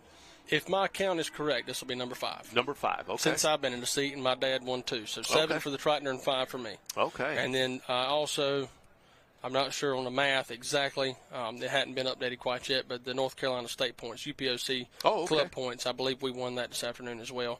I got to go back and check the math, but that'll be 5 and 5 for each. So even 10. The trifecta. we won everything but the kitchen sink here this weekend. That's not a bad weekend to tractor pulling. No, sir. That's about as good as it gets. So there you go, 391.25 the distance for Scott Tedder. I didn't think we had almost 400 feet here. I thought we. Thought he'd be right up against that dirt pile there at the end of the track, but we talked to you on the Countdown show yesterday. You had told us you didn't apply for Louisville this year. Kind of surprised by that. Well, we started out the last 2 years in February at the farm show, and then we go in late February, early March. We go make 2 trips to Florida, and then this year we made a trip to Bowling Green, but in the past 2 or 3 years we ended up making a trip to Enderley to Ohio. So we've been down in South Carolina, Florida, Kentucky, Ohio. It just, with our farming operation and the things like they are stacking up that time of year, it's kind of hard to get away.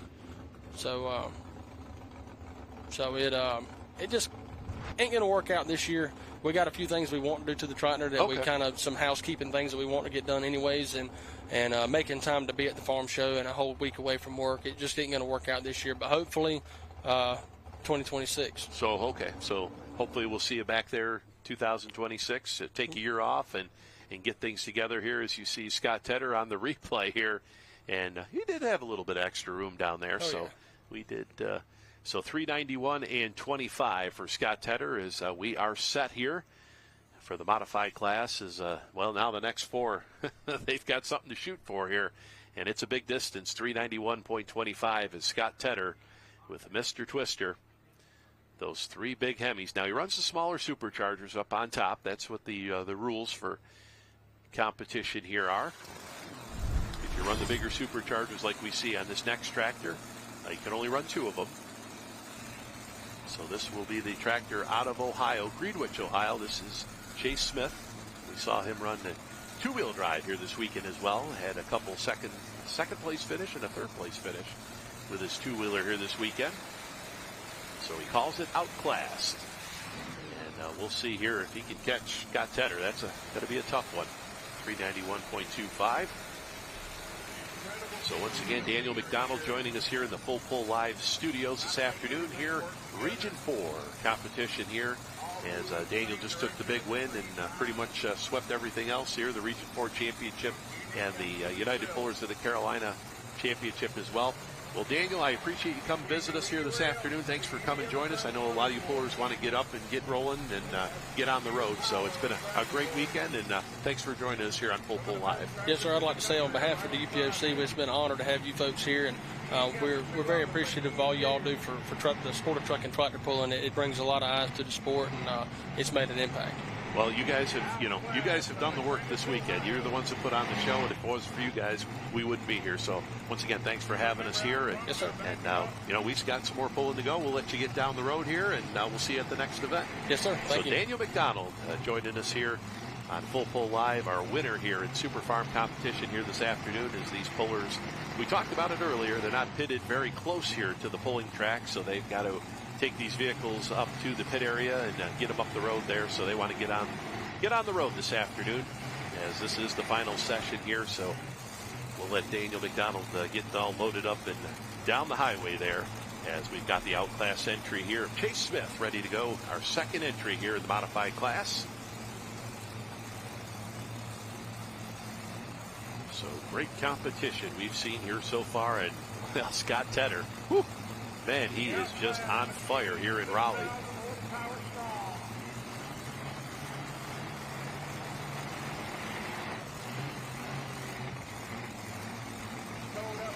All right, so outclass Chase Smith out of Greenwich, Ohio. He's already been down this Raleigh track 3 times already. Here we go with his modified.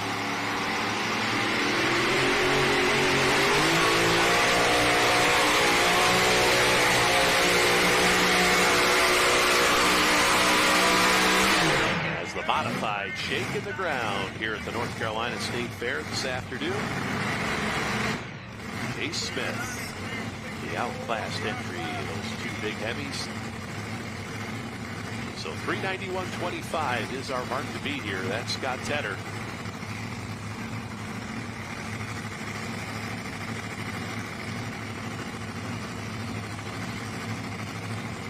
Take a look straight at the outclassed entry here. Chase Smith, those 2 big blown and ejected heavies. 292.64 the distance here. 292.64 the distance here from Chase Smith. And about 89 here for Scott Tedder. That is going to be a tough one to beat here. So 7,500 pounds maximum weight of these modified tractors. Like you say, you're allowed to run the big superchargers like we see on this tractor here. A close-up there of the Macho Man on the back of this tractor. This tractor coming from Jeff Reitzel out of Orion, Ohio. Ryan Reitzel, excuse me, Ryan's old tractor.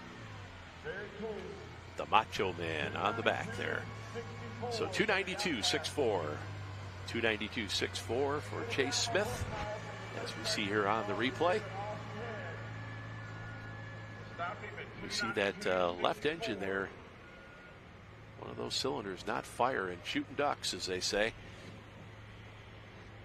As he got it back here to the middle part of the track. Real nice run. But like you say, just not in the ballpark here with Scott Tedder. And Mr. Twister, 391, our mark to beat here. Now the other night, I think it was 344, we saw Scott take the big win with the Mr. Twister tractor.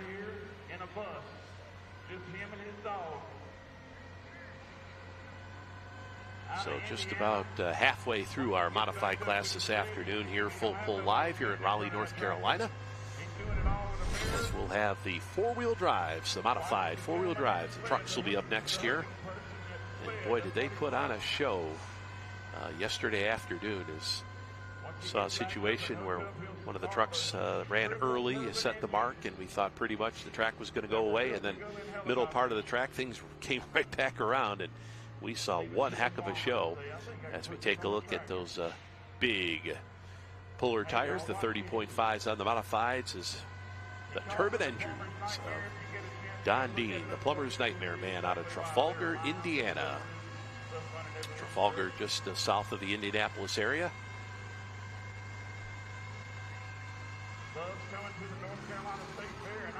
Just south of Franklin there. And boy, yeah, take a look. You talk about a nightmare. Looks like you got a Gatorade bottle right there as a catch, oil catch. So Don Dean, the plumber's nightmare. Now, if memory serves me right, Don did have a tractor years ago with turbocharged entries. They did also have a turbocharged 2-wheel drive that they ran many, many years ago. But has been running the turbines here for quite a while. Has won the NTPA Hooker of the Year title so many times. Region 2 championships as well, Region 4 championships. So he fires up them turbines one at a time until he's got all three of them lit. We're getting about 80% of maximum RPM. A turbine engine like this, you cannot get to 100% of maximum RPM on the ground. You can in the air, but not on the ground. As once again, we saw in that little piece earlier, these are shaft-driven turbines, not jet propulsion. So there is a shaft hooked up on the back side of them that goes into a gearbox, joins all three of those engines together, and then they go back to the rear wheels. The Plumber's Nightmare out of Indiana. Mr. Don Dean, 391.25 is the mark to beat here. Let's see if it's a track for the turbines here today. He's looking for a little bit looser track to get a hold of.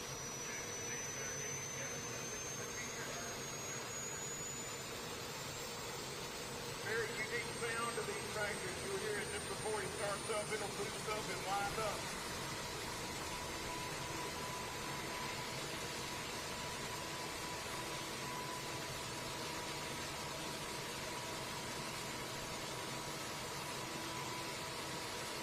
All right, looks like he's just waiting for that final engine to come to life here.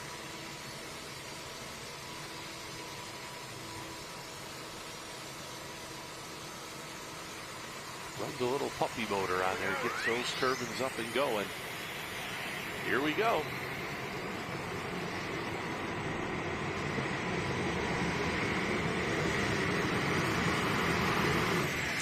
Well, nice straight pass for the Plumber's Nightmare, Don Dean, as he got that tractor down here this afternoon, but gonna be a little bit short there. Helicopter turbine engine 278.13. As we see the Plumber's Nightmare on the fenders here. CJ Rayburn Race Cars, the late model builder, is he's giving us a what for here. Not sure, some hand signals. 278.13 here for Don Dean. 278.13 for Don Dean this afternoon with that Plumber's Nightmare. So Sharon Everman, she'll be up next year with the Wild Hair Tractor out of Dansville, New York. And then our final entry will be Craig Sage with that borrowed engine from Scott Tedder. Here we see on the replay, real good hole shot for the tractor. Took off nice. Saw that front end lift up here, carrying the weight perfectly. Yeah, I think just makes a situation there where just the limits on these turbines for this region competition, just giving up a little bit of horsepower here. So Don Dean, the Plumber's Nightmare, 278.13. We'll put him number 3 here. As we see Scott Tedder way out front here in our modified class this afternoon, 7,500 pounds.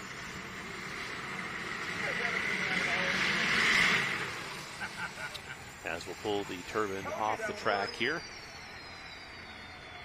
and make the swing. So Don Dean, the wizard when it comes to turbine engines. Over the years, you know, we had Art Arfons. If you were going to build a turbine-powered tractor, you'd either call Don Dean or Art Arfons. And, well, unfortunately, we lost Art a few years back. And Don says, yeah, every time, says a lot of the European pullers give him a call and ask for some technical advice on these turbines. So we'll have Sharon Everman up next here with the Wild Hair twin Hemi-powered tractor out of Dansville, New York. And looks like our man Bert's going to go have a word with Don.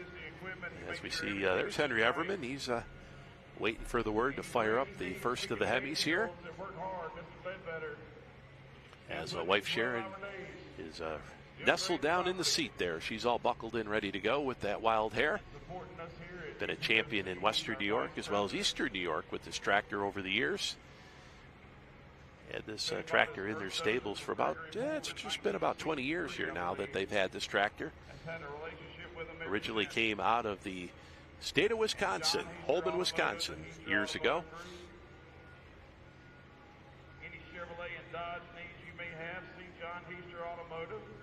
So about halfway through our modified class, it looks like Bert's got Don Dean trackside. Alan, you've had a great season so far. You've really brought that tractor around. Now, yesterday you weren't able to drive it, but today you're going to be able to hop into it? Yes, sir. I'll be in behind the seat, and hopefully we can make a straight pass tonight. Without one more hoss, last year I believe it was, you were actually running with a blown head gasket, but you said, why not? It's the last hook of the year. That's right. No.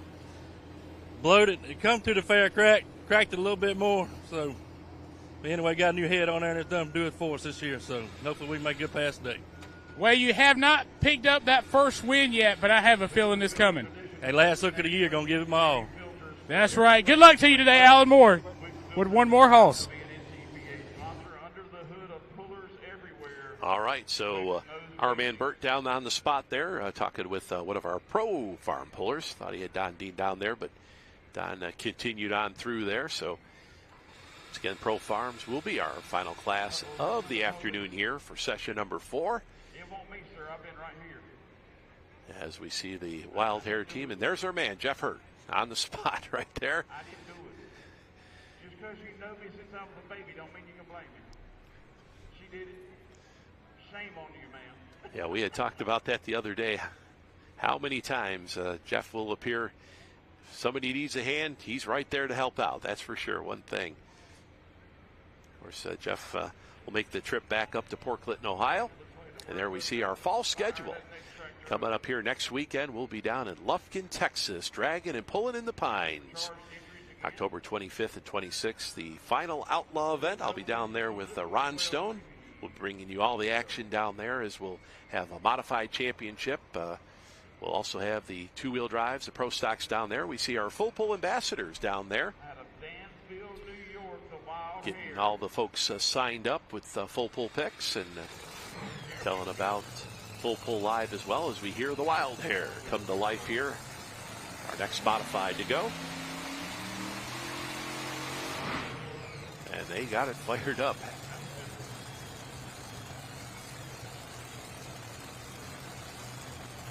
So Sharon Everman, and we'll jump up there, help Sharon get that tractor up into gear here. So the Wild Hair, Sharon Everman out of Dansville, New York. We saw the first two Everman entries in our super stock class. This is their third tractor. See those small airplane tires out front there, and brought into the sport by the Walsh brothers many years ago, and well, more or less so you could mount those engines way out front. Used to run those big cookie cutter tires back years ago, and they found out you run those smaller tires, you get those engines out front, get the headers over the top of them. They have been so popular in modified pulling. So our lone lady competitor here in the modified class, Sharon Everman, lots of experience here with this Wild Hair tractor.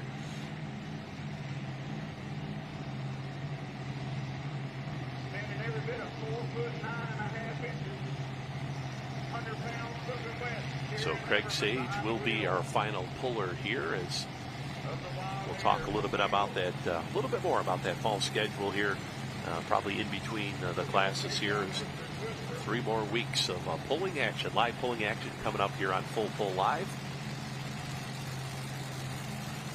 We take a look at the over-the-shoulder shot here of the Wild Hair backing in, making sure she's lined up nice and square here. In pulling you off a little bit left or right, that sled will actually pull you in that direction. So we want to make sure right down the middle here.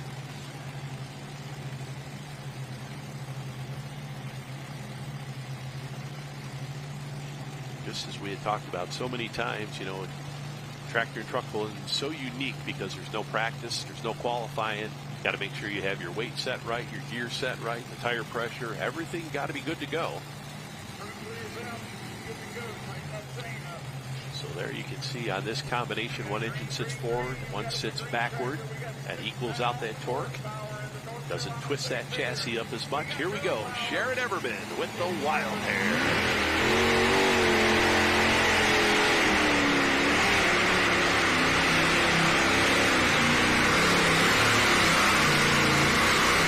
Yeah, that was tough break there for Sharon. We saw that back engine did not come to life. We saw at the hit of the throttle a lot of fuel.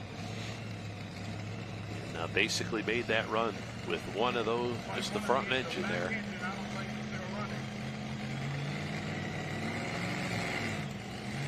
So definitely a problem with the fueling there for Sharon Everman with the wild hair this afternoon, and she shuts it down. She's shaking her head. She's not happy there.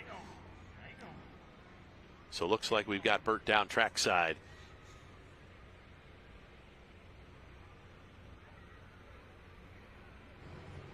So, Cody, this is your first official hook in a mod. Now, tell us a little bit of this story here with Chase going on. You driving this for the first time today. Okay. Well, it all started back. We used to brush pull against each other, so we were competitors. And then I run around in the state circuit at home with the Pierce family, and then him when he's at the hooks. And then I'm building a mini modified, so I told him he can drive it, and he said I could drive the mod, so that's how it all worked out. So what did you think about his run, Chase? I thought he did pretty damn good for the first time. That was pretty good. You know, it's not like you're going to be going into mini mod, so you're having one. Yeah, I know. Yeah, we were all talking about that a little bit a while ago. But you're building the mini modified, so you're going to be bringing that out hopefully next year? Yeah, hopefully next year. What's the name of it going to be? Probably Razor's Edge. Sounds like a good name. So that's my old truck, so I was going to keep it around. Sounds like a plan. Well, good run today. First time ever in a 2-engine mod. That's a lot of horsepower, isn't it? Yes, it was. Very much. Well, congratulations. And, hey, maybe we'll see you here at the NC State Fair next year. We'll do our best. Y'all have a good – thank y'all. Folks, we're going to go back to you. All right, so there we get the update there is, Chase Smith not doing the driving of the outclassed tractor this afternoon. Had the hired gun in there, and he's sitting in the number 2 spot here at 292.64. So we'll get the replay up here for Sharon Everman, 232.96, and you can see right there out the pipes all that fuel. 232.96 for Sharon is, unfortunately, that will put her in the number 4 spot here at 232.96. So it all comes down to Craig Sage, as he will be our final puller here in the modified class out of Norwalk, Ohio, just west of the Cleveland area. Norwalk runs the big NHRA event each and every year. So 391.25, 391.25. Mr. Twister, Scott Tedder, way out front here. We've got the outclassed with the, there we see Scott Tedder down there. He's overseeing his engine right now. As we talked about earlier, Craig Sage borrowed a bullet here to go pull it this afternoon. Hurt one on Friday night. Scott says, hey, I got an extra. You can use it.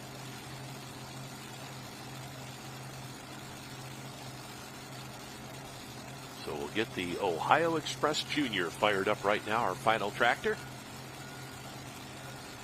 Now that'd be a story. Craig goes out here and beats Scott with his own engine. We've seen that from time to time over the years, just different vehicles.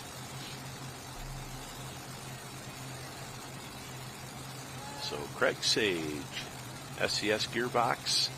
Boy, they build so many components, gearboxes, pulling tractors, monster trucks, you name it. Mud racers, they've done it all.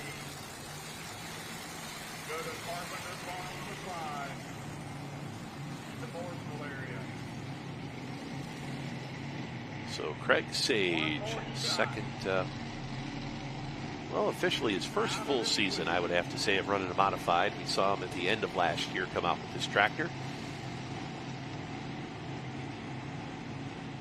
So Norwalk, Ohio, another Buckeye here this weekend. We've seen quite a few of the pullers coming down from Ohio to join Tangle here with these North Carolina pullers.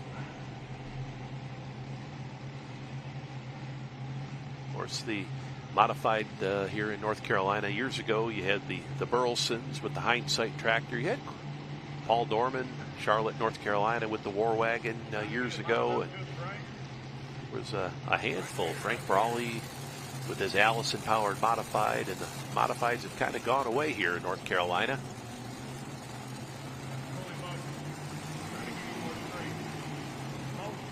right, so we're going to back Craig up here one more time. See the outboard planetaries on these big modifieds, of course, made and produced by SCS Gearbox.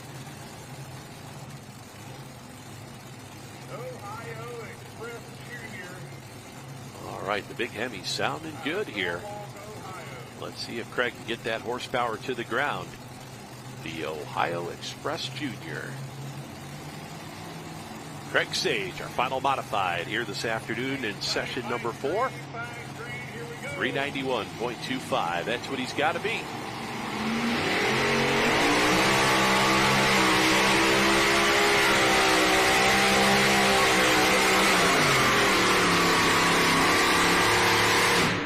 Man, it was on a pass, that is for sure. And then we saw the blower belt out the front engine there.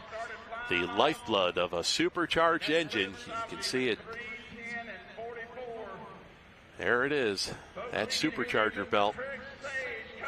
Craig was on a pass there. Of course, you see the shroud that holds that supercharger belt on. The supercharger belt driven off that engine's crankshaft turns that supercharger up on top, and as we see Scott Tedder overlooking things, and there he is again, Jeff Hurt, right on the spot. But yeah, that was an excellent run for Craig Sage. He had that weight set perfectly. He was moving 310.40. Will take over the number 2 spot, but there was still a lot more left in that tractor for sure. 310.40 as that will conclude the mod class here. As that supercharger belt decided to exit stage left here for Craig Sage.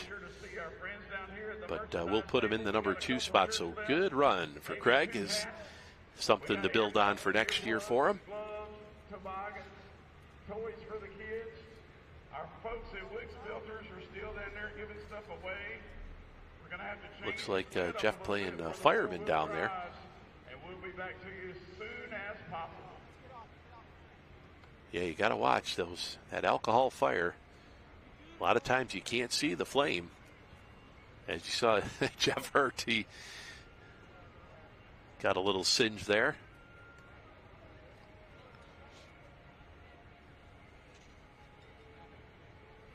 It looks like they got everything down there contained, but yeah, real nice run here for Craig Sage with the Ohio Express Junior 310.40.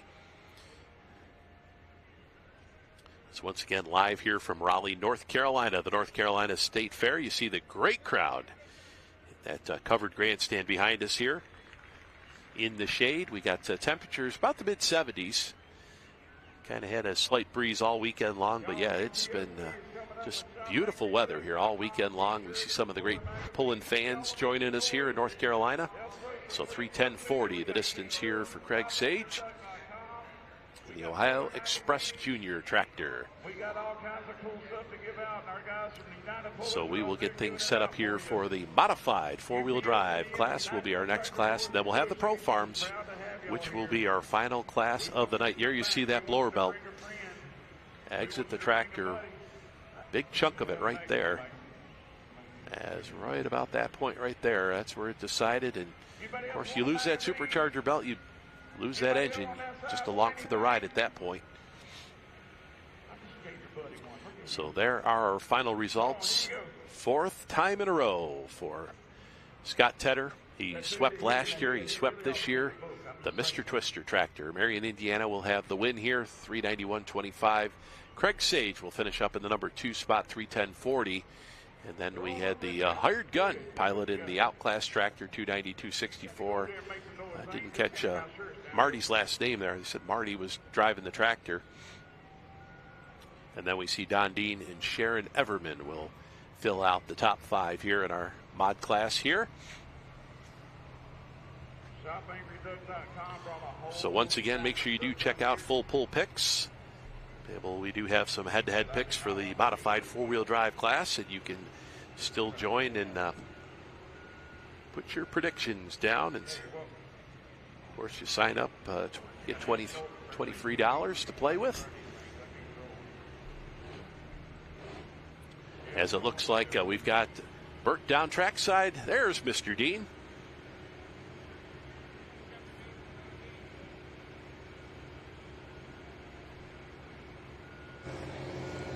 So I have Don Dean with the Plumber's Nightmare all the way from Indiana down here at the NC State Fair. How long have you been coming to the NC State Fair? This is the 20th year. That's amazing. Now, how many this is always the question whenever you come down. The first thing I ask you, how many hooks have you made in 2024? Not very many because we were broke down until the 20th of July. Well, the last year we competed against each other, we were talking about it, and you said you made like 66 hooks in 1 year. Yeah, usually 60 to 70. Do you ever get tired of pulling? No. Well, we're going to see you next weekend, too, so we look forward. You're one of the crowd favorites. Everybody loves looking at that tractor. How do you keep it running? Just work on it in the wintertime. Yeah, you got to pull it during the summer, right? Yeah, you can't work on it much in the summer. I got to go home and change a motor next weekend. Well, that won't take you but a few minutes. 3 days. Not too bad. Well, Don, I appreciate you coming down and joining us here at the NC State Fair. Glad to be here. Legendary Don Dean, the Plumber's Nightmare. He's got to go back and change an engine. So he will fire up the old school bus and head up the road and get ready to go for his next pull. That sounds like he's going to be running next weekend somewhere here throughout the country. But one thing for sure, we know next weekend we're going to be down in Lufkin, Texas for the Outlaw Finals event Friday and Saturday night. Going to crown some more champions. That's the great part about this time of year is all the organizations finishing everything out and claiming or crowning champions, I should say. As modified four-wheel drive competition just about set ready to go here, as looks like they're still pulling a block or two out of our weight transfer machine. Now that weight transfer machine, that sled right there, about 36,000 pounds. It weighs empties as it goes down the highway with no weights in it. And then they'll add those 2,000-pound blocks to it.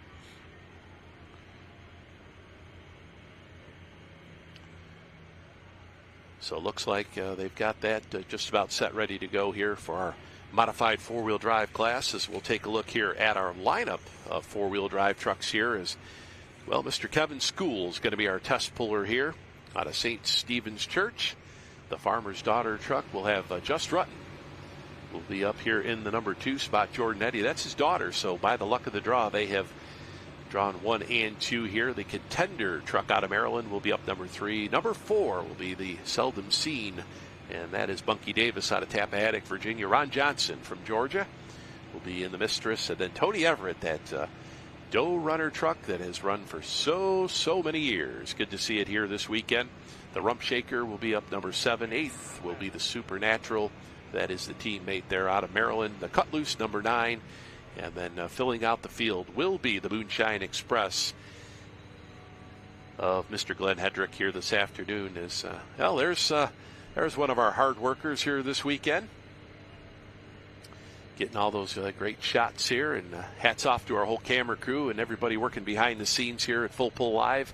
Bringing you all the great action here all weekend long. As Kenzie set up there at the end of the track. You know, and actually the last couple weeks here for Kenzie, it's been pretty chilly out there at night. So this is kind of nice for her to be out in the sun here during the afternoon show. She definitely, no doubt, appreciates that. So there we see the telehandler still working hard down there, pulling those weights out of the weight box here. As we've got our modified 4. There's Doug down there on the start line. He's our starting line cameraman down there. As we see some of the four-wheel drive pullers out there and hunting down, and looks like Bert's got another story for us down trackside.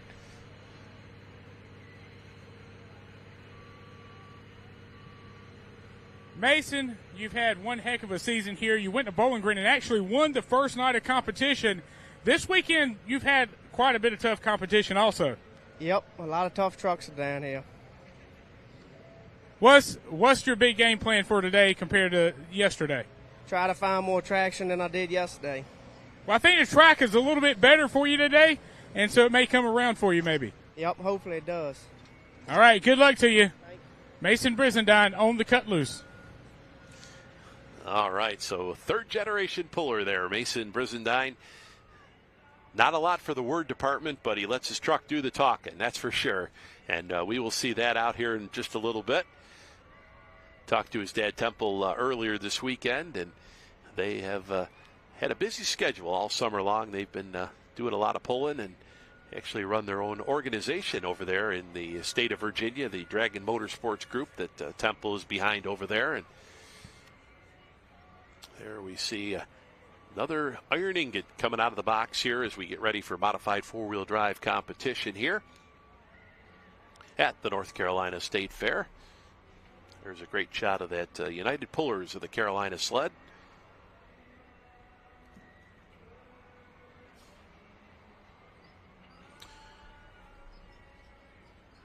So like I said earlier, next weekend we'll be down in Lufkin, Texas for the Outlaw Finals.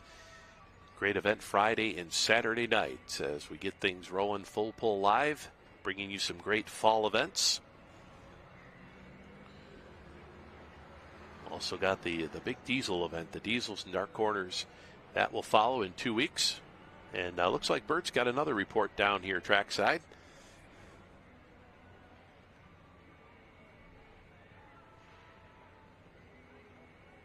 All right, so they tell us he's working on one down there.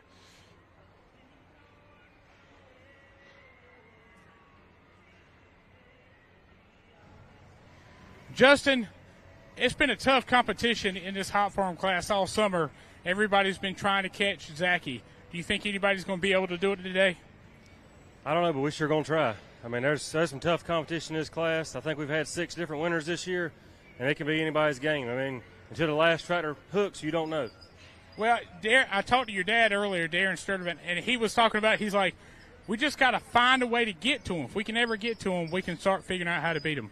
Yeah, and it's all about speed. Who can run the fastest when that pan hits to get the momentum going. I mean, that's the key to tractor pulling now. So here's my other question for you. We run 2 different size tires. What's going to be your benefit today between the tall and skinny and the big and fat? I mean, it's a good power track today. So I don't know. We got both, and I run the fat tire, and my dad runs the skinny tire. So we'll see. Well, good luck to you. Thank you. Back to you. All right, so we can hear in the background the first of our modified four-wheel drives come to life here, as we are going to have Mr. Kevin Schools out of St. Stephen's Church, Virginia, with the farmer's daughter, Chevrolet, as he moves out on the track here. Now, we've kind of talked about this interesting story here behind these 2 trucks here for the family. This truck is called the Farmer's Daughter. Now, Kevin actually built this truck for his daughter, Jordan. And Jordan, well, she wasn't comfortable in the truck. So Kevin says, hey, I'll get it all dialed in here for you. And in the meantime, you could drive my truck, which is his truck, is the Just Rutten truck. Well, we saw yesterday afternoon Jordan put that truck, the Just Rutten, in the winner's circle. So she drove Dad's truck into the winner's circle. So Dad's, he's still driving the Farmer's Daughter truck. As we see good-looking Chevrolet here, 650 cubic inches underneath the hood of these trucks, producing right in the neighborhood around 1,800 horsepower. Naturally aspirated, no turbocharging or supercharging allowed in this class, so you can either run fuel injection or carbureted, most of them fuel injected. They'll run a 26-inch hitch height on these trucks. Alcohol or gas, no nitrous or nitromethane allowed, no exotic fuels. Very popular class in the South, the four-wheel drives. They started down here and still just so popular. Full pull live here, Raleigh, North Carolina. The Farmer's Daughter, our test puller, Kevin Schools out of Virginia.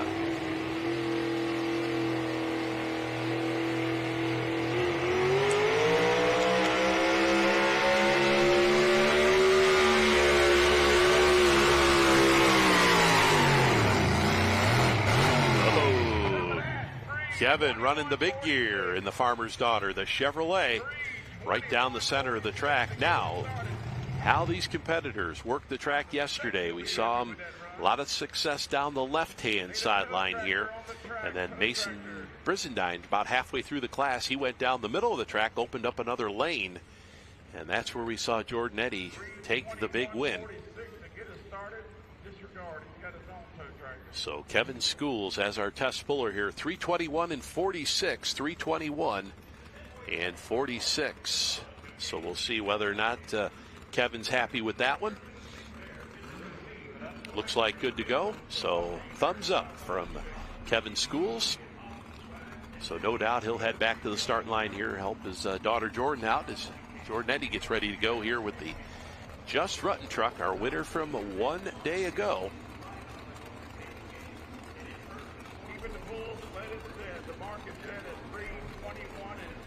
So once again, we've got 10 entries here in the modified four-wheel drive class. Modified four-wheel drive is another one of those classes so very close, like we see with the Super Farm tractors. And here we're going to see a great testament of just how light these trucks are in the back. 75% of the weight of these trucks is up front. They'll have them super light in the back here as we see these two gentlemen here will show us how light they are. And I'll move it around here. Of course, when they're hooked up to the sled actually holds the back of the truck down. But you want to get that weight out front. Get those front tires digging. All right, so looks like we've got, let's see, we should have Jordan Eddy up next here with the Just Ruttin, but that's definitely not it. Bad Addiction.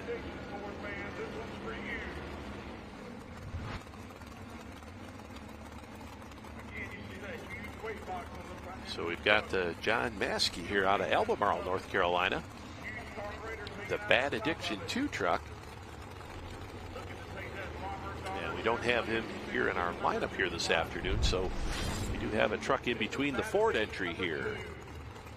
As this is John Maskey, Albemarle, North Carolina with the Ford.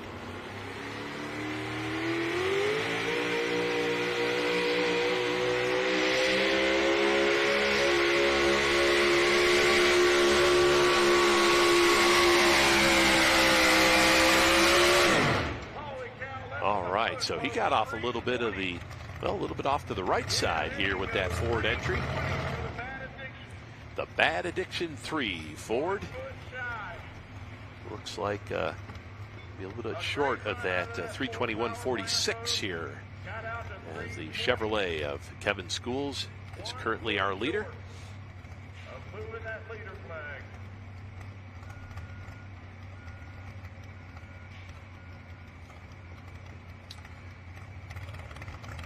So once again, we are official here with our sled setting here. Modified four-wheel drives.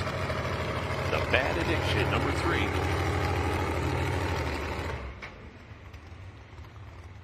As he moves off the track here.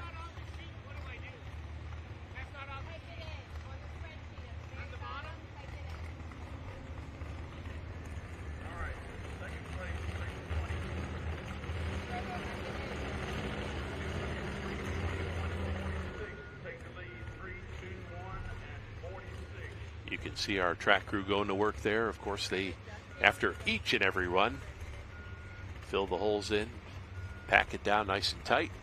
And there's our winner from 1 day ago, Jordan Eddy with the Just Ruttin Chevrolet. Jordan out of Tappahannock, Virginia.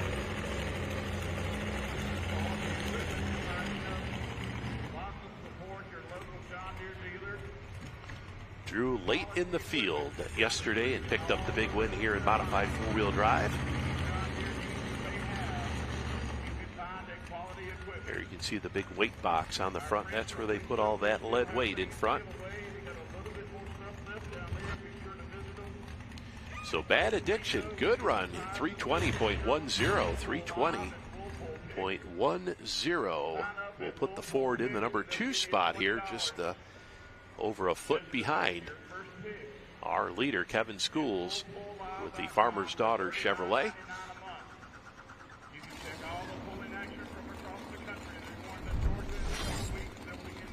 So we hear the next of our modifieds fire up here, Jordan Eddy out of Tappahannock, Virginia.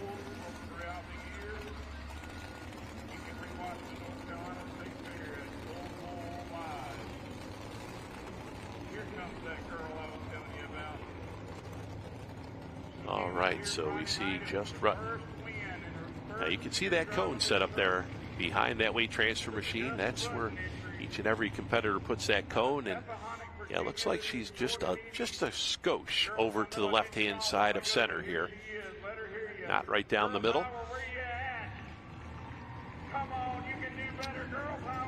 Kind of surprised here. We haven't seen anybody try that extreme left side here in the four-wheel drives, but they will move that sled around, that is for sure. The one thing about these modified four-wheel drive competitors, they're not afraid to take a gamble. They will go right at it.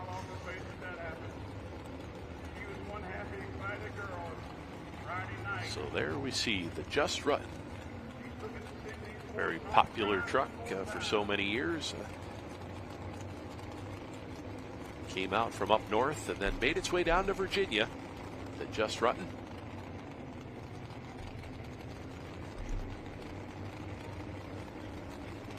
There you see the suspension set up on these four-wheel drives. Everybody's got a different idea of what they want to use. We've seen competitors use coilovers. We've seen them use, independent shock and spring setups. Some solid mount. Pretty much wide open what you think will work out there. Just a matter of getting all four of those tires to dig and get that high horsepower to the ground. That is the name of the game. Doesn't matter how you do it. All right, here we go.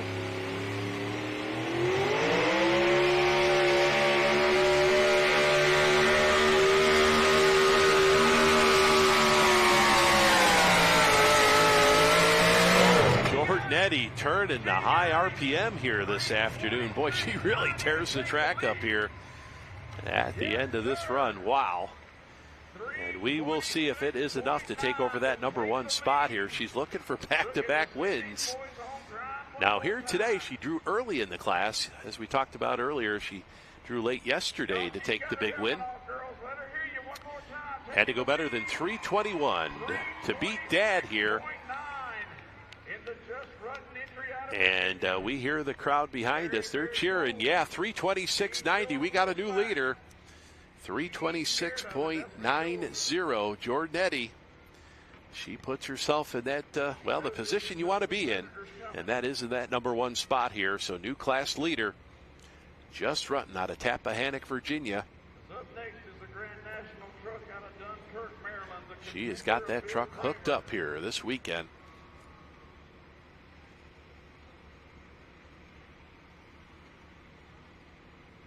As we see Dad down there, he stuck his head in the window.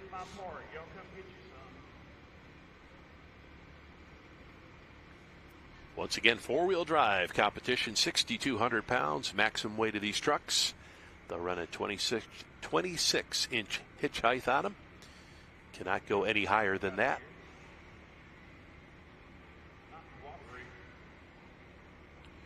So 3:26.90 will take over the number one spot. We'll put her dad, Kevin Schools, in the number two spot here as we see some of the folks enjoying some of the midway here at the North Carolina State Fair.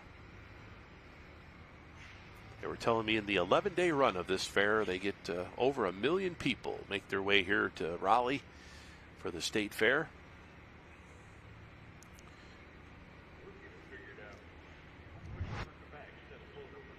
So here we see on the replay, Jordanetti, Just Ruttin. There, she kind of let it drive out to the middle part of the track and stayed right in that spot there. An excellent run here, 3:26.90 to take that number one spot here.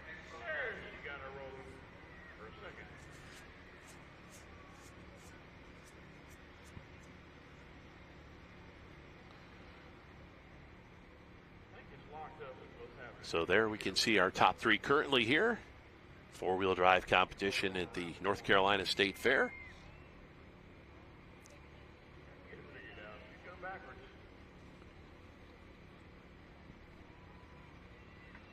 And sometimes these trucks can be a little bit tricky moving them around down there.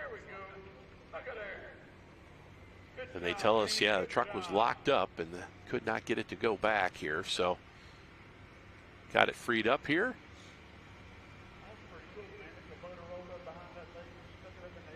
And we will swing the new leader around the corner here and get ready to head back towards the pit area.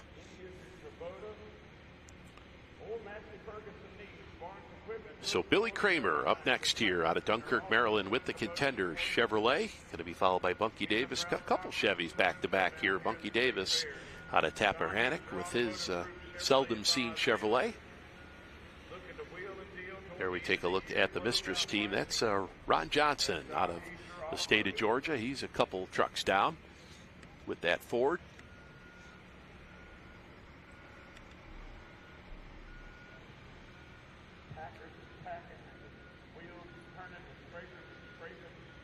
Of course, going to be down in the state of Georgia a couple weeks for the Diesels and Dark Corners event coming up. The big diesel extravaganza down there. And everything from 2.6 trucks up to super stock trucks and all points in between. And looks like we're going to send things down to Burt. I have Jordan Easy here with the Just Rutten forward drive. You just took the lead out of all those guys. Do you think it's going to hold up? I sure hope so. Well, you had a little bit of front end damage at the end of that run. Glad it's the last hook of the weekend. That's right. Hopefully I can stay up in the front and we'll get it ready for next year. Good luck to you, Jordan. All right, so Jordan Eddy, driver of the Just Rutten, our new leader here in modified four-wheel drive, is here comes the Contender truck. Billy Kramer out of Dunkirk, Maryland, another second-generation puller. Now, this was one of the trucks yesterday that we saw try that left-hand chalk line here. And here today, you can see conditions have changed. He's pretty far from that left side. He's going to go way over to the right side here. Going to roll the dice down the right side. So Billy Kramer piloting both of the family's trucks here this weekend. Jacob, I believe, not on hand here this weekend, but the Kramer trucks run on the Grand National Circuit this past summer. This truck finished up number 11. The Supernatural, the other truck, finished up number 13.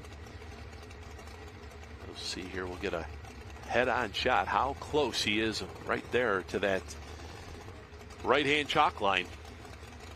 So we talked about it earlier. You touch the line, you are out of bounds. So he's got to keep it off the line. The Contender out of Maryland, Billy Kramer.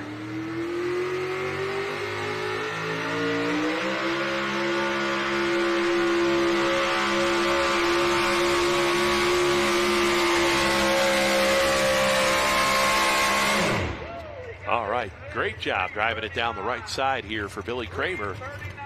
The big question, did he go far enough to take over that number one spot here this afternoon? 3:26.90, the mark to beat here. Jordan Eddy looking to double up here this weekend with the Just Rutten truck.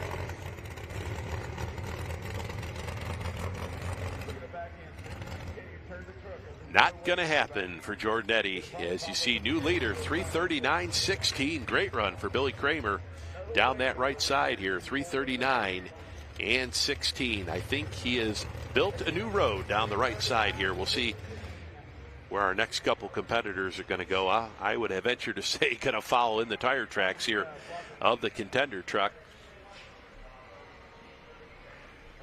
This is kind of fallen deja vu as yesterday, as we saw the Kramer truck over on the left-hand side, and we saw everybody follow suit there until Mason Brizendine went down the middle and kind of opened up a new lane.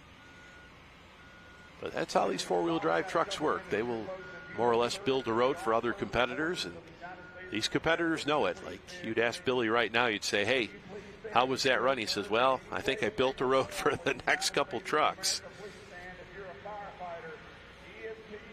So we will see here as Billy will be coming back with the other truck a little bit later on in our class here, as it looks like he is going to hook, I believe, position number 7 or 8 here in our class. We appreciate you. We know what you've done for us, and it doesn't come without sacrifice. We thank you from the bottom of our heart. All right, so Bunky Davis the Davis Pulling Team out of Tappahannock, Virginia. And over the years, so many of those trucks out of Tappahannock. We've seen 339.16, new leader here in modified four-wheel drive. Of course, Bunky Davis, his brother Terry Davis, the boys, Peyton and John. Of course, now Terry Davis, old super thing, ran back on the TNT circuit back in the old indoor days. His sons Peyton and John. And we haven't seen them a whole lot on the Grand National circuit here the last couple years, but always tough no matter where they show up on the circuit. So there you go, 339.16, new leader. As we stretch it out, and we'll see where our next truck here, Bunky Davis with that Chevrolet. Seldom seen. He has been a winner on the Grand National circuit, one win to his credit.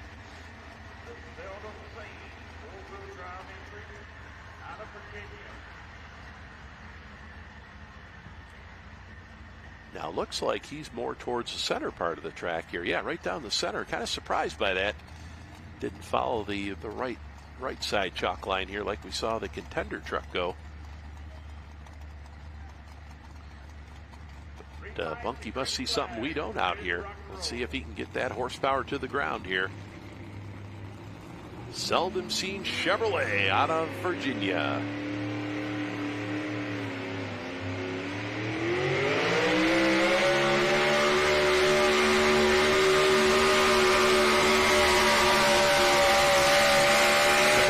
And he called on that 1,800 horsepower. He waited, and then he went with it.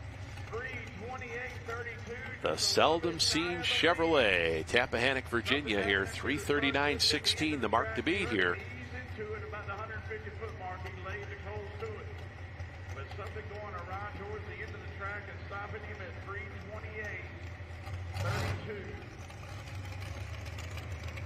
So Bunky Davis and his Chevrolet makes it away from the sled here.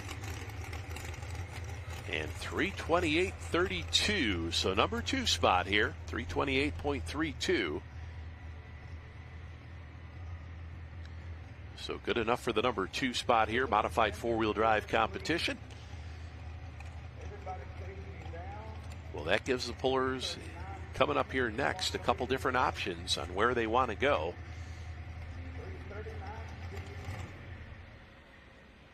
And that will be Ron Johnson out of Lincolnton, Georgia, with the Mistress truck, the Ford. He's going to be followed by Tony Everett with the Doe Runner, and then Jason Williamson and the Rump Shaker. Our next 3 here in modified four-wheel drive competition is, there we see our full pull picks ambassadors down there and talking to the fans here at the North Carolina State Fair.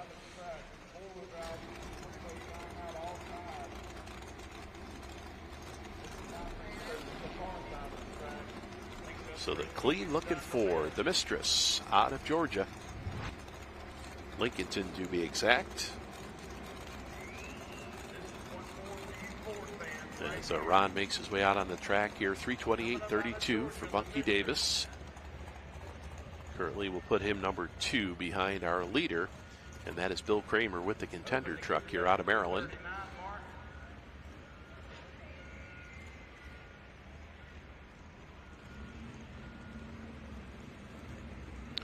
Now, yesterday we saw late numbers were the place to be here by the luck of the draw, and we'll see how that's going to work out on our track conditions here this afternoon. Modified four-wheel drives running in the afternoon sessions.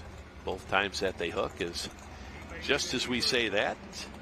We said, hey, there's a couple different lanes. Ron Johnson says, hey, we're going to try that left side of the track here.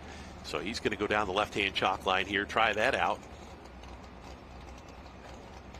That clean looking Ford out of Georgia.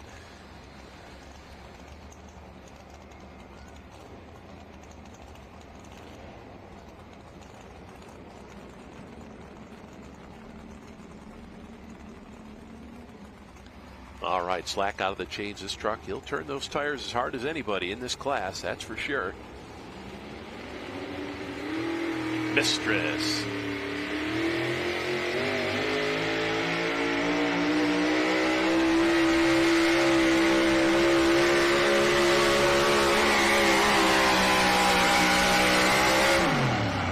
So he tried the left-hand side with the mistress truck, and we'll see if it is enough to take that number 1 spot here. Kind of hard to tell by that camera angle there, but definitely got some momentum going with that truck. We talked about the whole shot. Applies for all classes in pulling. Get that sled moving.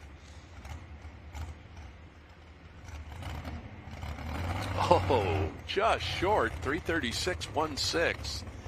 336.16. The distance here for Ron Johnson. 336.16 puts him number 2. As Billy Kramer still our leader with the contender truck out of Maryland. 339.16. So exactly 3 feet behind as we'll send things down trackside. So I have Beth McDonald here with Revelation. Now, were you trying to throw off your competition a little bit with Wyatt Pickler here? Tell us what you were trying to. Well, I was trying to get the full pool girls over here to take a picture with him and maybe get him a little excited before he went out on the track. That might throw him off his game.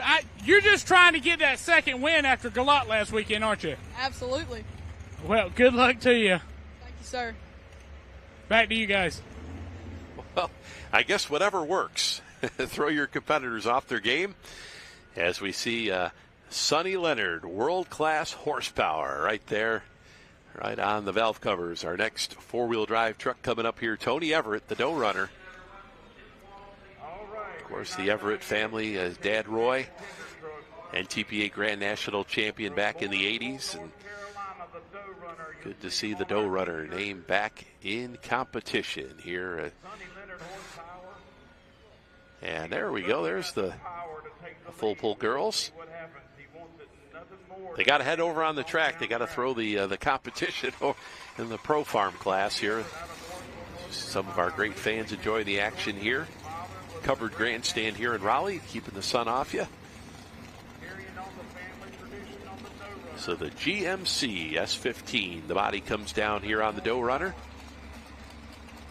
Tony Everett up next here, modified four-wheel drive. Jason Williamson will follow with the rump shaker, and then Billy Kramer will be back with his second truck here, the Supernatural. Our next three in modified four-wheel drive.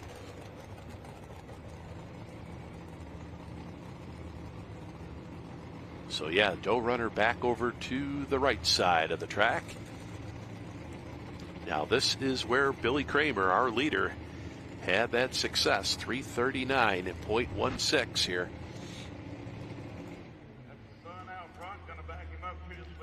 There we see Ron Johnson with the mistress truck down the left side. 336, just 3 feet behind. I would say at this point here, it's pretty much a wide open ball game.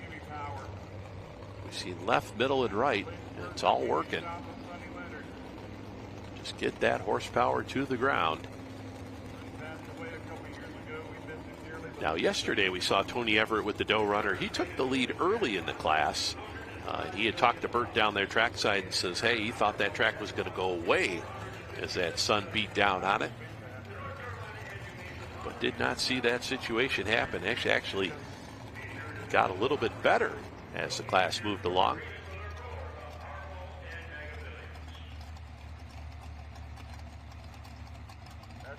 So Tony Everett, the GMC.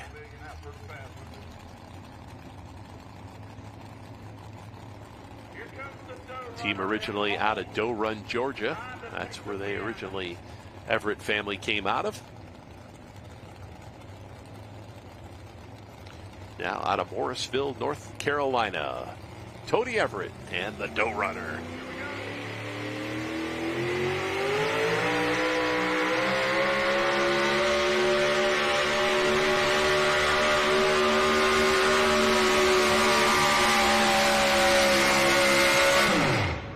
And a nice run there for the dough runner. GMC here this afternoon.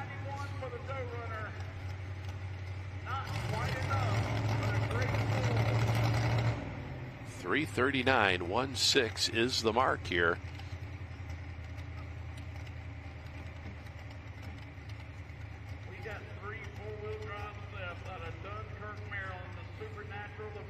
Down the right-hand side of the track here this afternoon.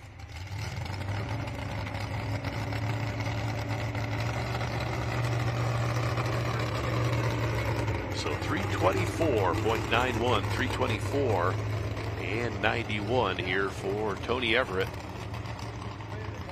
So that'll bring us up here to Jason Williamson with the Rump Shaker. Our next truck coming up here. All right, so they tell us the Rump Shaker not going to make it to the start line here. He is going to be a scratch, so not going to see Jason Williamson, Hertford, North Carolina, with the Rump Shaker. So we'll move right into Billy Kramer with his second truck, the Supernatural, and then Mason Brizendine, Glenn Hedrick, our next three. So scratch for Jason Williamson.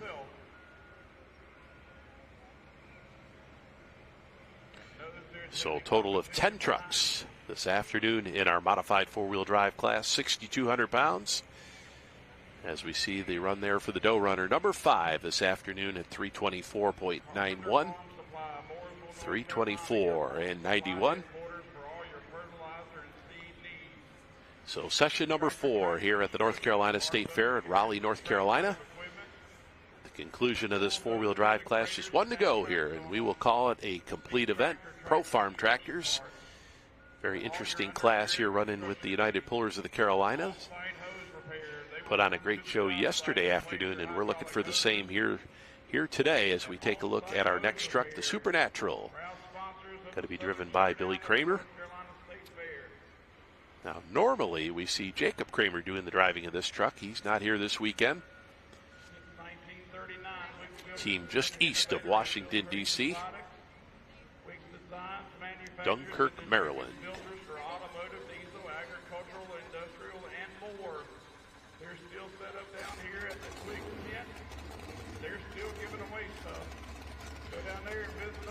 So these modified four-wheel drives running for Pro Puller Tires, Region 4 circuit. Pro Puller Tire, the proud sponsor here of NTPA Region 4 competition.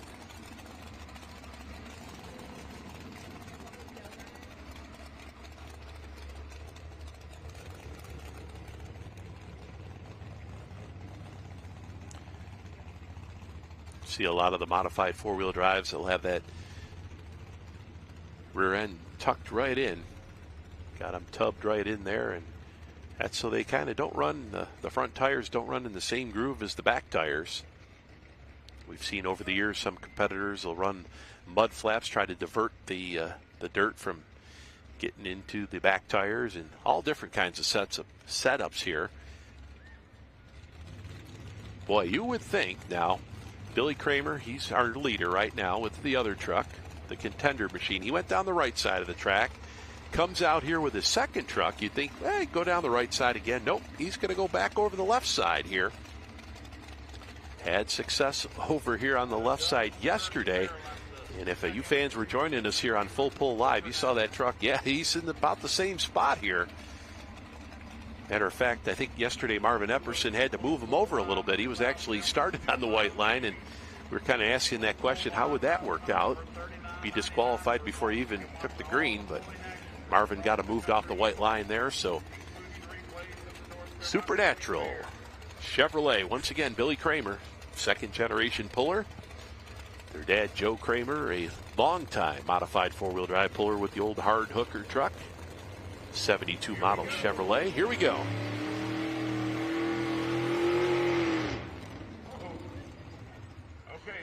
All right, so A, either he had a problem, or B, didn't like that hole shot and says, hey, we're going to try something different here. Let's see what the answer is.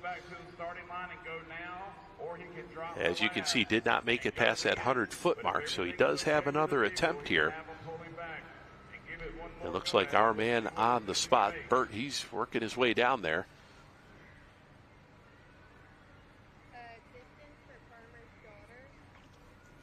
So we will see here.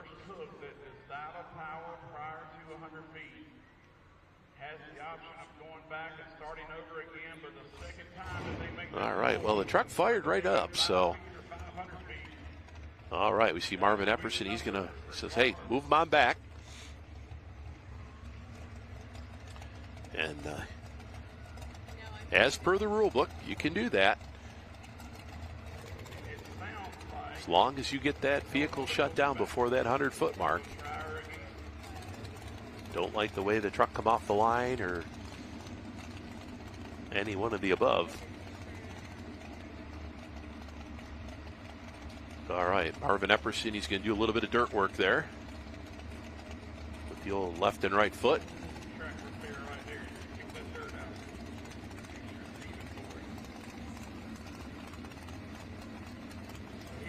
So 3:39, 1:06, the mark to beat here. And in that position right now, see if he can beat his other truck here.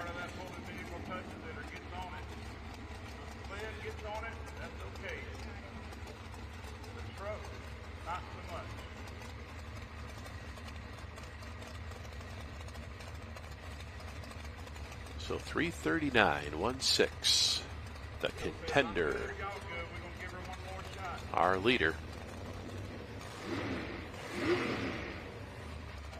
All right, cleans out the big 650 cubic inch.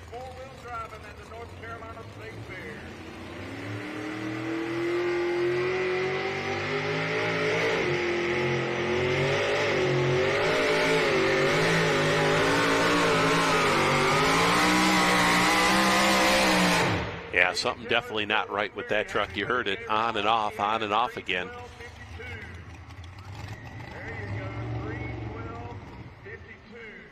Just seemed like it wanted to cut off on him every time he got after it. So a tough break there for Billy Kramer with the Supernatural truck, 312.52. 312.52, but still in that number one spot with the other truck, 312.52 here with the Supernatural.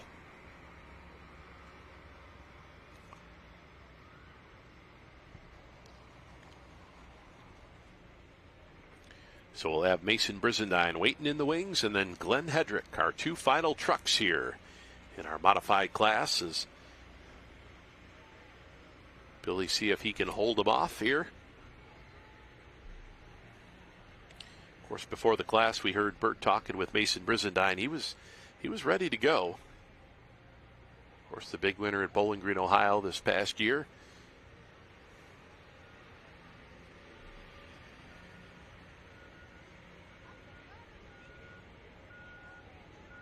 Well, call me a liar, but just one guy can pick up the back of that truck, and it's just a little guy there. Is 312.52 here for Billy Kramer.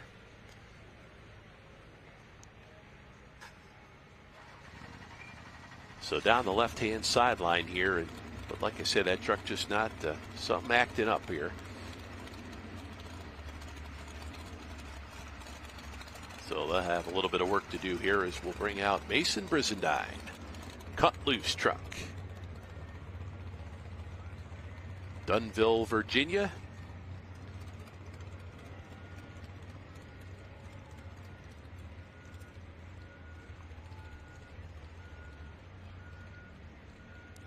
So we'll put the Supernatural in the number 8 spot there, 312.52 with some kind of mechanical grubbling.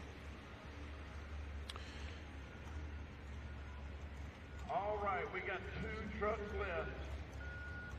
Out of Dunville, Virginia, the cut loose entry. There we see the Full Pull Picks ambassadors going through the crowd. Getting the folks signed up.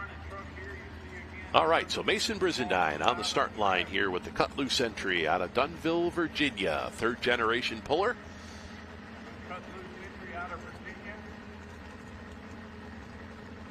Now his granddad, Jim Brizendine, used to run the old Footloose truck before he turned the driving over to his son Temple.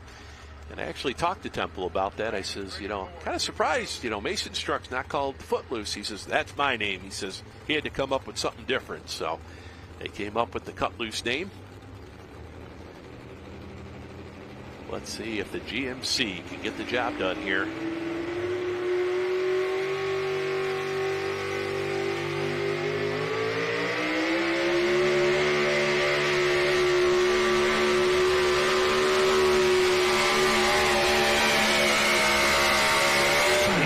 That's an excellent run right there. This is going to be close. You see that lead marker down there. As we've got this shot here, a little bit of an angle here. Dad walks around the truck a little bit here. As we'll see here on the distance. Oh, 3:36.98. Wow. Close, but not close enough. 3:36 and 98 will put Mason in the number 2 spot here. 3:36 and 98. With one truck to go here. Glenn Hedrick out of Wytheville, Virginia with the Moonshine Express will be our final truck.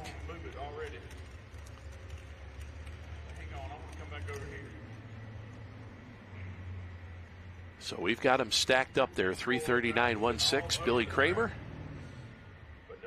Put Mason Brizendine number 2 at 3:36.98, and we will put Jordan Eddy number 3. No, Ron Johnson number 3 with the Mistress at 3:36.16. There you see Mason working that left side to perfection here. See that those front tires moving just a little bit there, not a whole lot. Of course, they don't have working brakes on these trucks. Use those front tires to steer them where they need to go.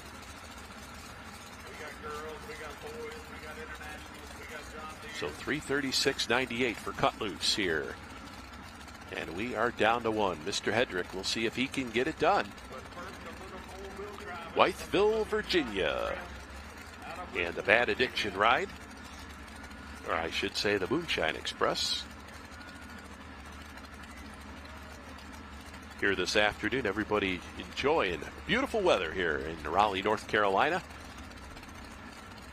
There we take a good shot of the Moonshine Express as we've got our, well, there's our Pro Farm pullers. They're getting ready to go. They're going to be next up here.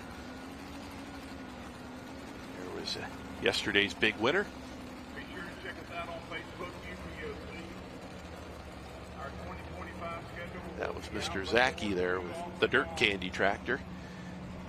As Glenn Hedrick will bring out the Moonshine Express here for the final shot in four-wheel drive. Once again, the rump shaker, Jason Williamson, got to be a scratch here this afternoon, not making the call. Kendall's pulling photos also on Facebook, and Carter's pulling pics as well. Our friends from the NTPA here taking pictures. Tracy and Jamie came up from Georgia to take some pictures. So he is going to go back here to the middle part of the track with the Moonshine Express.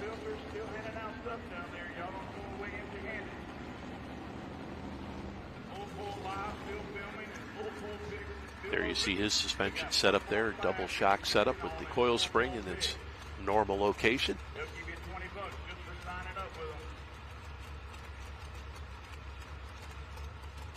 Like we said, everybody's got a different idea. Just, can you get that horsepower to the ground? 1,800 horses. All right, slack out of the chain. We're ready to go. Moonshine Express, final truck here. Modified four-wheel drives, 3:39.16. The mark to beat here. Billy Kramer looking for the big win.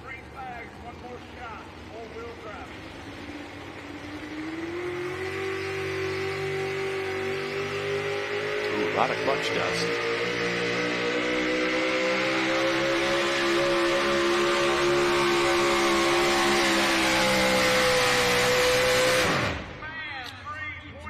And not going to do it. The Moonshine Express going to come up short here. The Chevrolet digging in.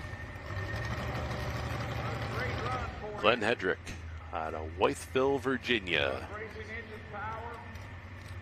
Take a look at that fuel tank there. All chromed out. 3:24.68 the distance. 3:24. And 68 the distance here for Glenn Hedrick. And that will be good enough for the number 7 spot here in our final rundown for the four-wheel drives. So congratulations, Billy Kramer with the Contender will be our winner here this afternoon. So 2 different winners here this weekend in NTPA Region 4 competition. 324.68 once again. As we see that clutch dust coming out. These modified 4-wheel drives run the centrifugal clutches. RPMs come up. That's when they start locking in.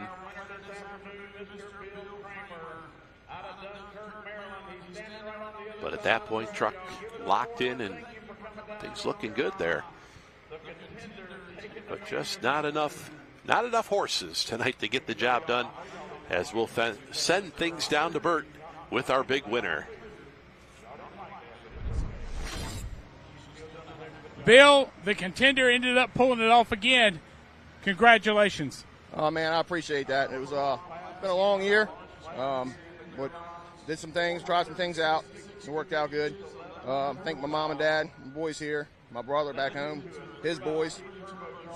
It's great being here. I love being here. It's an awesome place. So we're looking forward to 2025. Any game plans? Well, we're going to, go back and tinker with some stuff and come out and try again. So. Congratulations. We look forward to seeing you here next year. I appreciate it. I love being here. Thanks for having us. Back to you guys. All right, so Billy Kramer, our winner here, modified 4-wheel drive competition. Once again, Dan Mayer joining you here from the Full Studios here in Raleigh, North Carolina, as we'll get our final rundown here for the modified 4-wheel drive trucks here, as we just talked to Billy Kramer talking about the big win here at 339.16. Mason Brizendine will finish up number 2 here with the cut loose truck. The Mistress will finish up number 3. As that was Mr. Ron Johnson. Number 4 will be Seldom Seen and Bunky Davis. Just Rutten, our winner from yesterday, Jordan Eddy, will finish up number 5. The Dough Runner, Tony Everett, will finish up number 6. The Moonshine Express, number 7. Farmer's Daughter, that was Kevin Schools. He'll finish up number 8. The Bad Addiction, 9. And filling out the top 10, Billy Kramer. So he bookends it here with the win and last place here in the class. But he'll definitely take that win back to the state of Maryland and cash that check. So congratulations to the Kramer team as they pick up the win here this afternoon. So we're down to one class to go here in our 4-session show here in Raleigh, North Carolina, as we see the winning run here for Billy Kramer down the right-hand side of the track with that Contender truck, and applying that big horsepower to the ground here. And that momentum carried him right there to that big win here. So congratulations to the team as we're ready to go Pro Farm pull-in. As we've got Clayton Sweeney, he's going to be our test puller here, and the Barnstormer out of Maryland.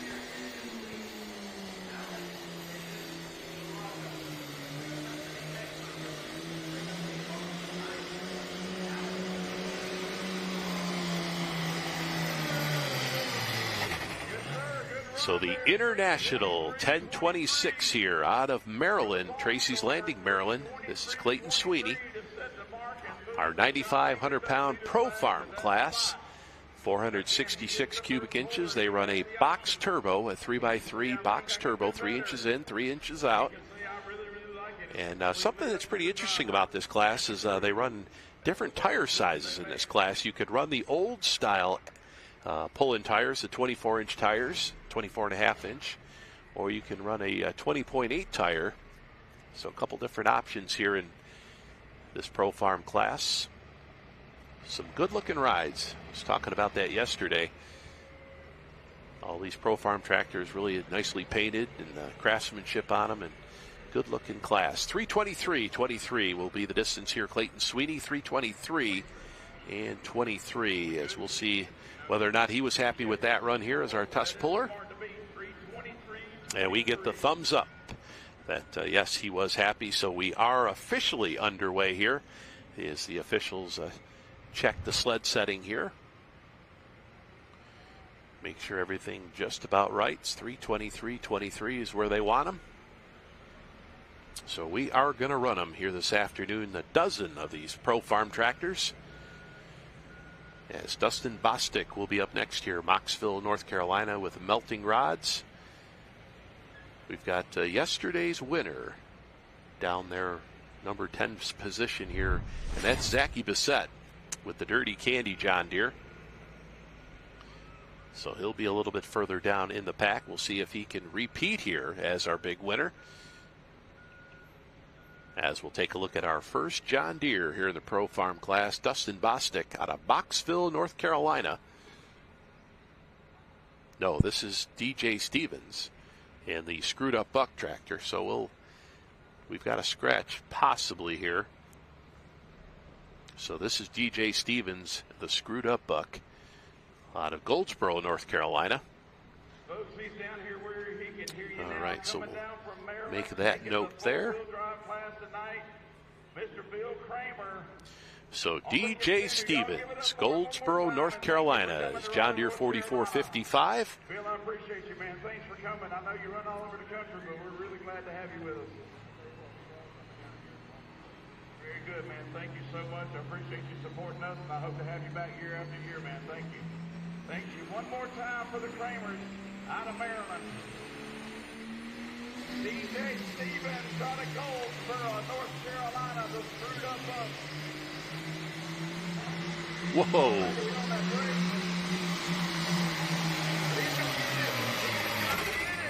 Oh, boy, that tractor took a couple hard rights there. Did a great job of keeping it in bounds here this afternoon. DJ Stevens, that Screwed Up Buck.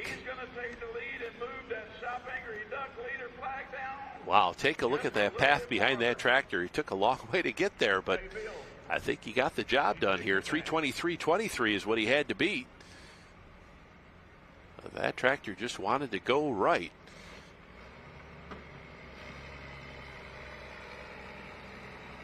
So DJ Stevens, John Deere 4455.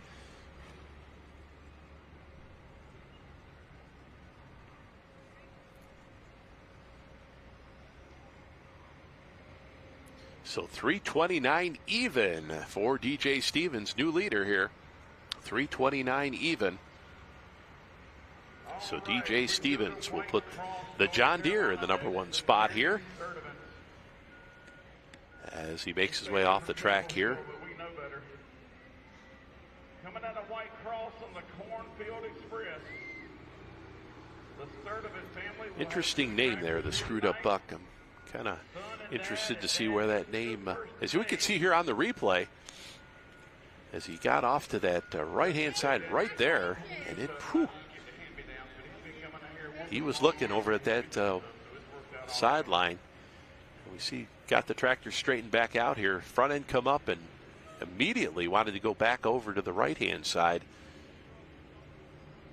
International Harvester coming after that John Deere right Just here. as we see the load get on him here at the end of his run. Our Pro Farm class. Yeah, right there. Wanted to pull back over to the right. He said, whoa, we gotta get out of it here. So DJ Stevens, good run there as he takes over the number 1 spot. As we'll have the Cornfield Express up here next, Darian Sturdivant out of Chapel Hill, North Carolina. The Cornfield Express, Chapel Hill just up the road here from Raleigh. Right in the triangle, they call it. Raleigh, Durham, Chapel Hill. First of the Sturdivant tractors, the Cornfield Express. International. Now he's running those smaller tires. We talked about those 20.8 tires. 2 different tire combinations here for this Pro Farm class. Look at the crown as the champion in this class as well. So we saw DJ Stevens over there after he made that hard right, and Sturdivant here, Darian, gonna try to stay over here on the left side if he can. We'll see how that's gonna work here. The Cornfield Express. Here comes the binder.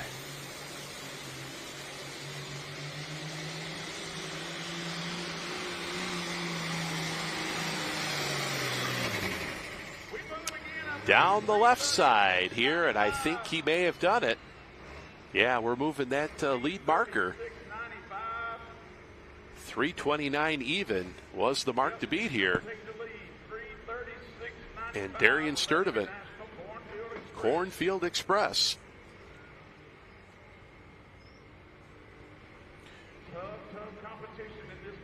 So International 1066. Now the Sturdivant tractors, by the luck of the draw here, I think they've drawn back-to-back here in our class. And we will officially take a look here.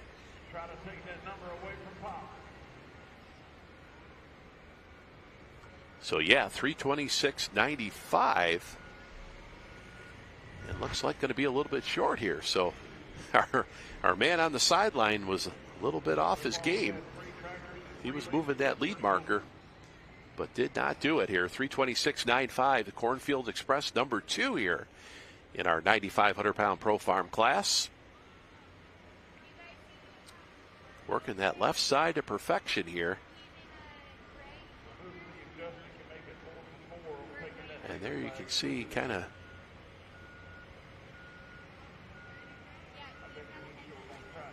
as they flag him down. So DJ Stevens with the John Deere leading the way here. Screwed Up Buck out of Goldsboro, North Carolina, our current leader, as we bring out the Red Iron Special. Tractor with a lot of history here in North Carolina. Justin Sturdivant doing the driving now out of Chapel Hill, North Carolina. This tractor years ago owned by the Barrier family in Brennan Super Farms. Converted it over here to the Pro Farm action.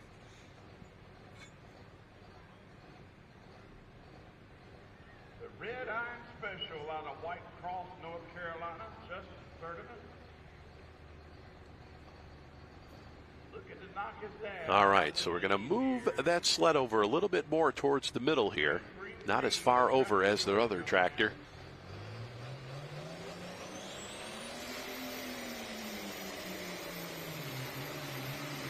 Oh, wheels up.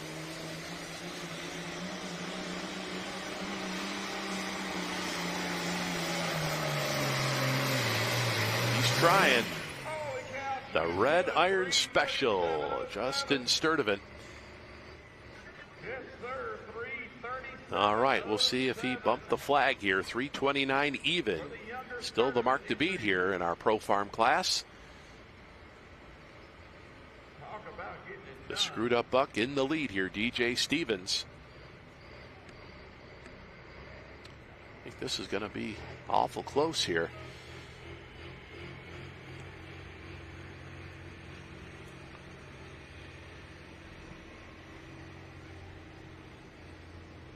So Justin Sturdivant, the Red Iron Express. And coming up next out of Nashville, North Carolina, this is Nathan Kiger. The Wishbone Reloaded, his grandfather, Royce Bone, was one of the pioneers of this sport. So yes, new leader, 337.07, 337 and 07. So we will stretch out that lead marker just a little bit more here. Justin Sturdivant, Red Iron Special in the lead, 337.07.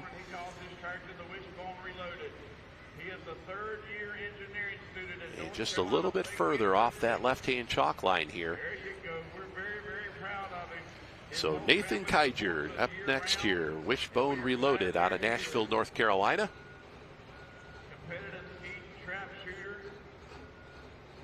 Now, we had talked about, former Superstock competitor Royce Bone for many years, the Wishbone tractor. Well, this actually is his nephew. Got the story behind that. So, Nathan Kiger, nephew here to Royce Bone with the Wishbone Reloaded.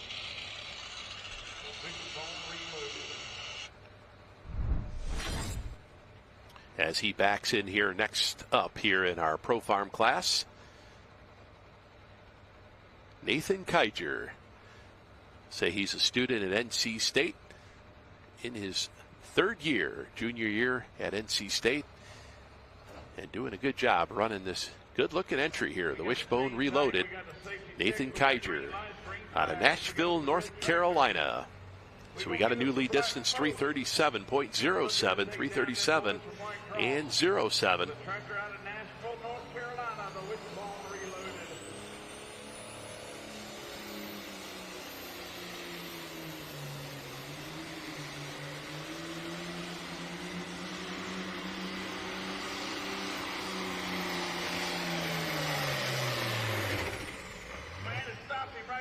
And, boy, they are getting everything out of these pro farms here this afternoon here in Raleigh. Wishbone Reloaded, Nathan Keiger.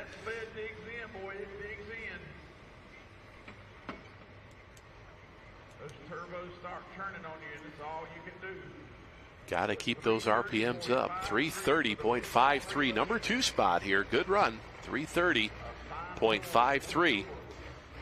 And looks like we'll send things down trackside.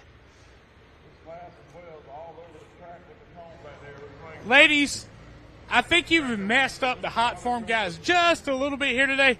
Where are you from? Charlotte. What's your name? Anna. Where are you from? Charlotte. What's your name? Cameron. Well, ladies, you may have just messed up the points in the hot form class here today. So thank you. Well, some of them are going to thank you. Some of them are going to hate you. But I appreciate you joining us here today. The full pull picks, you've got an opportunity. Well, it's already started now. It's a little too late. I hope you got your picks in. $20, so give it. Hey, just go to the next show. Diesel's in the dark, so check it out. Back to you guys. All right, Bert down there, he's a little tongue-tied down there as he's giving that report. Here right in the middle of our Pro Farm class, 9,500-pound Pro Farm class. Our final class of the evening here is our trackside man, Bert, giving the report down there. And our full pull picks ambassadors joining us here this weekend out of Charlotte. As we see here, Wishbone Reloaded, Nathan Keiger, 330.53. Good run for the number 2 spot here. As well, looks like we'll see who's going to be driving this Beasley tractor coming up next here, the high-tech harvester out of Clayton, North Carolina. I believe yesterday we saw Brianna Beasley doing the driving here. And I think that's going to be the same. Brianna's going to be driving, I believe. She has done a fine job so far, and it's only going to get better for her. All right, so Brianna Beasley back behind the wheel here of the high-tech harvester. As we see Kendall down there backing her in. So Red Iron Special, 337.07 leads the way here. Justin Sturdivant.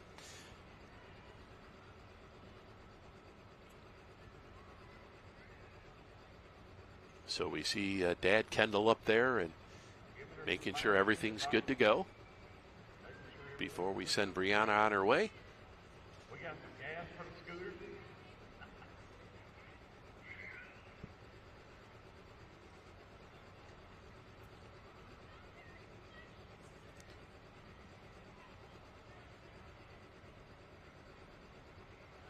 All right, so looks like hook number 6 here out of our 11. So we are just about, well, we are halfway through this class here, the Pro Farms.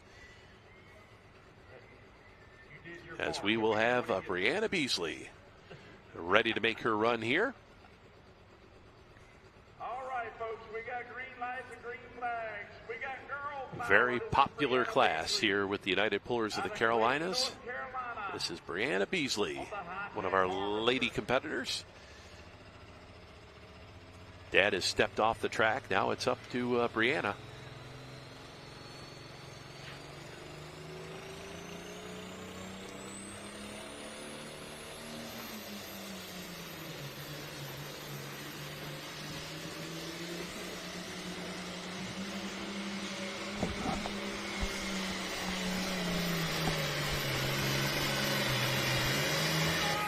All right, Brianna makes a nice run. Now that is Brianna driving. Okay, so they did, we saw Kendall down there trackside, so they had Kendall on the sheet, but we did see Brianna behind the wheel yesterday. Well, I got my man on the spot, Bert, joining me here for the Pro Farm class, and Bert, you were a little tongue-tied out there with that last report. What was the word behind that? So here's what's happening here. I think everybody's wanting to mess with Zachy Bissett a little bit on the dirt candy. He's kind of been the guy to beat all season long, and he won last night or the other day. And so everybody's just wanting to mess with him just a little bit. So we figured we would go out in style, bring the full pull picks girls down there, and I think it messed them up a little bit. Well, I think it messed you up a little bit, too, there. I was actually trying to get all that together, and everybody's like, hey, bring the full pull pigs down here. And I'm like, okay, I will. Just give me a second. But I will tell you this. Zachy is messed up right now a little bit. Oh, so, okay. Yeah, I wish we could have got the camera on him because his facial expression had a few, well, I don't know, there were a few middle fingers in it. But let's look at this run right here. Brandon Beasley on the high-tech harvester. Good pass. She's really getting comfortable with that tractor. Yeah, how many times has she driven it? I mean, has it been all summer long? Or? No, only 4 or 5 times. Okay, all right. So 335.78. Brianna in that number 2 spot here in this Pro Farm class. Highly contested here. This is a class in the Carolinas that started out with about 4 or 5, and now we've got a whole bunch, needless to say. But Red Iron, I talked to Sturdivant earlier before everything got started, and he was a little bit nervous about today, but he just wanted to get that opportunity to take it away from Zachy. Now, this mural on the side of this tractor, this is really cool. I like this. The Smoking Coyote. It's got the Wile E. Coyote with the smoke coming out of the nose. Yep. What's the story behind that one? This is a new tractor. In fact, they went down to Lumberton, North Carolina, and tried to make a hook in competition, and unfortunately, this is a new tractor, and the roll cage did not pass inspection. So they had to fix a couple of things on it, got it back together. This is a new competitor for us, so we're all kind of learning about it ourselves right now. So, okay. And pay attention. If you look at the tires on that tractor, it's a little old school. It's got a dual cut, but they don't match together. Oh, okay. It's not a double cut that matches. You see how they kind of. Mm-hmm. So I don't know how that's going to work here. They said they were going to work on that this winter and possibly get some new tires for that tractor and see if that helps them out a little bit. All right, so the Smoking Coyote, we don't have them on our sheet here. No, we don't. No, we don't. So we'll hang on. We'll see if we can get some info here. Hang on. All right, so Mark Ellington out of Oxford, North Carolina here. This is when I mean a new tractor, they have been working on this, just got it back together, or got it together for this season. So Mark Ellington out of Oxford, North Carolina, as he gets ready to make his run here with the Smoking Coyote. 9,500-pound Pro Farm tractors here in Raleigh, North Carolina. Once again, they're all trying to beat that 337.07 right now. Justin Sturdivant with the Red Iron Special leads the way here. But you said we've got that tough one. Zachy Bissett sitting down there with that John Deere Dirt Candy. He has been the man to beat here in 2024.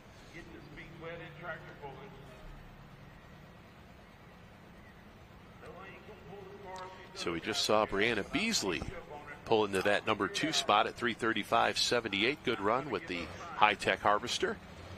This track today has held together with that sun beating on it. We were talking about it in the pre-show, but let's see what can happen right here with Mark Ellington on that Smoking Coyote.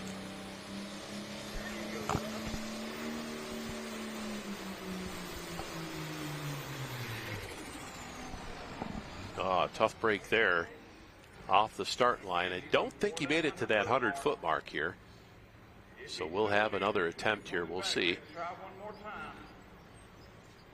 New tractor, trying to figure out a little bit how to drive it. So that's going to be, I think that's been the biggest challenge so far. They've only really made one good, solid, full pass with that tractor.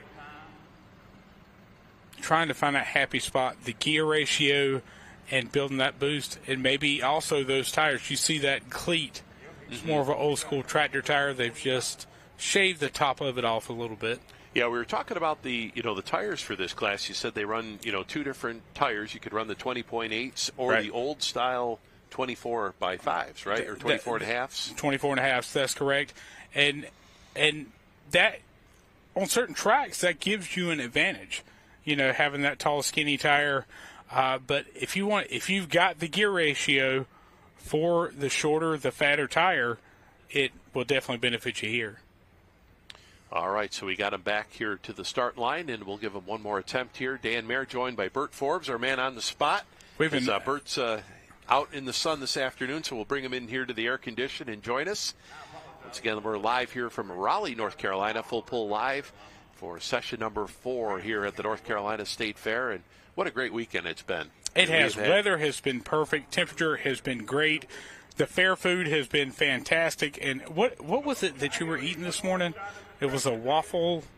That was, breakfast, sausage, waffles. Something. It was a piece of sausage wrapped in a waffle. It was good. Yeah. Mark Ellington, Smoking Coyote's second attempt. And unfortunately, just not going to go for him here.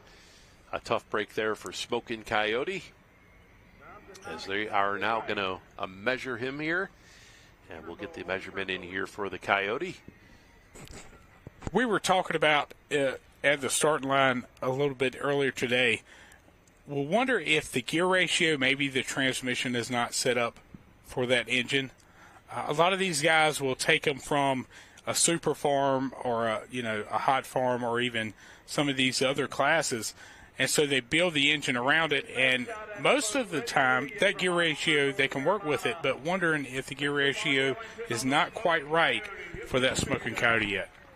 So 85-65 officially will be the distance here for Mark Ellington, 85 and 65 here. So like we said, that all-important time in the seat there, and we'll see Mr. Ellington as he'll get a whole season under his belt here when we come back here next year here to Raleigh.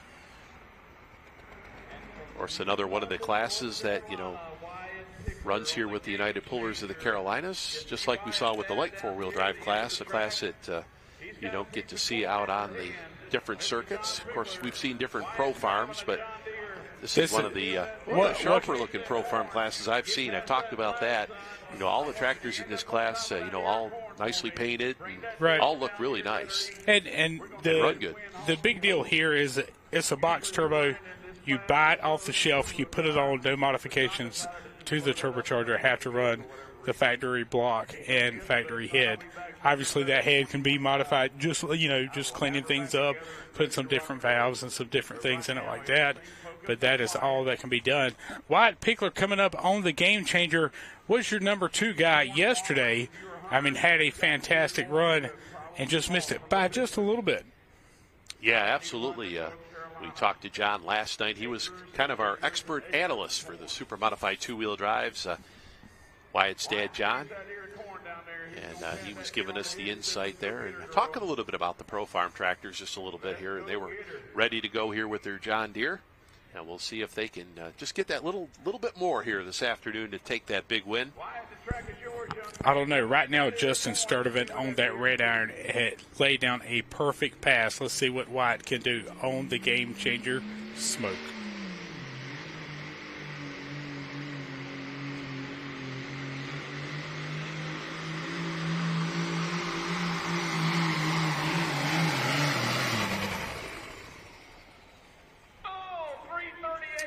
All right. Well, what do you think, Bert? Did he do it?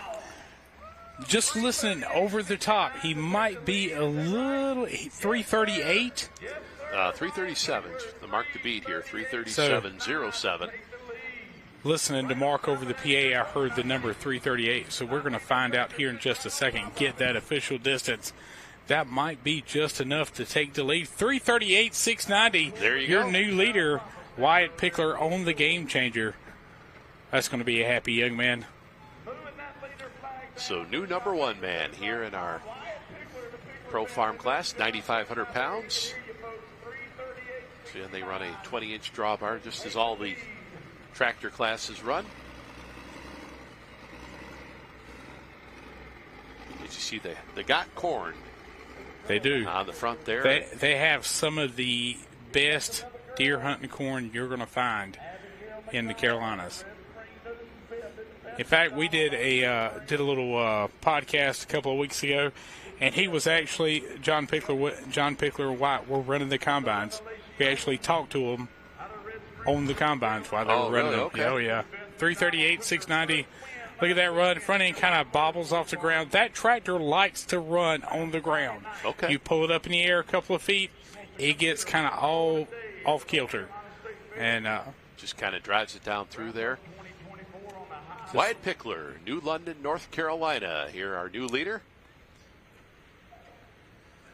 A little bit of bounce at the end, but worked out for him today. Absolutely. So we'll put the game changer in the number 1 spot here, 338.69. We'll bump the Red Iron Special back to the number 2 spot. And then Brianna Beasley with the high-tech Harvester. We'll put her in the number 3 spot. Good competition. Nice close class here. These Pro Farm tractors. As we should have Beth McDonald up next year, the Revelation tractor. Now, this was the tractor we saw yesterday with the battery issues. Correct. Well, they said something about the wiring harness that a ground wire had popped out or something in that wiring harness. That tractor used to be, I believe, a Light Pro, and some of the changes that they've made in the dash and stuff with their dash, something popped out. They've had that problem a couple of times.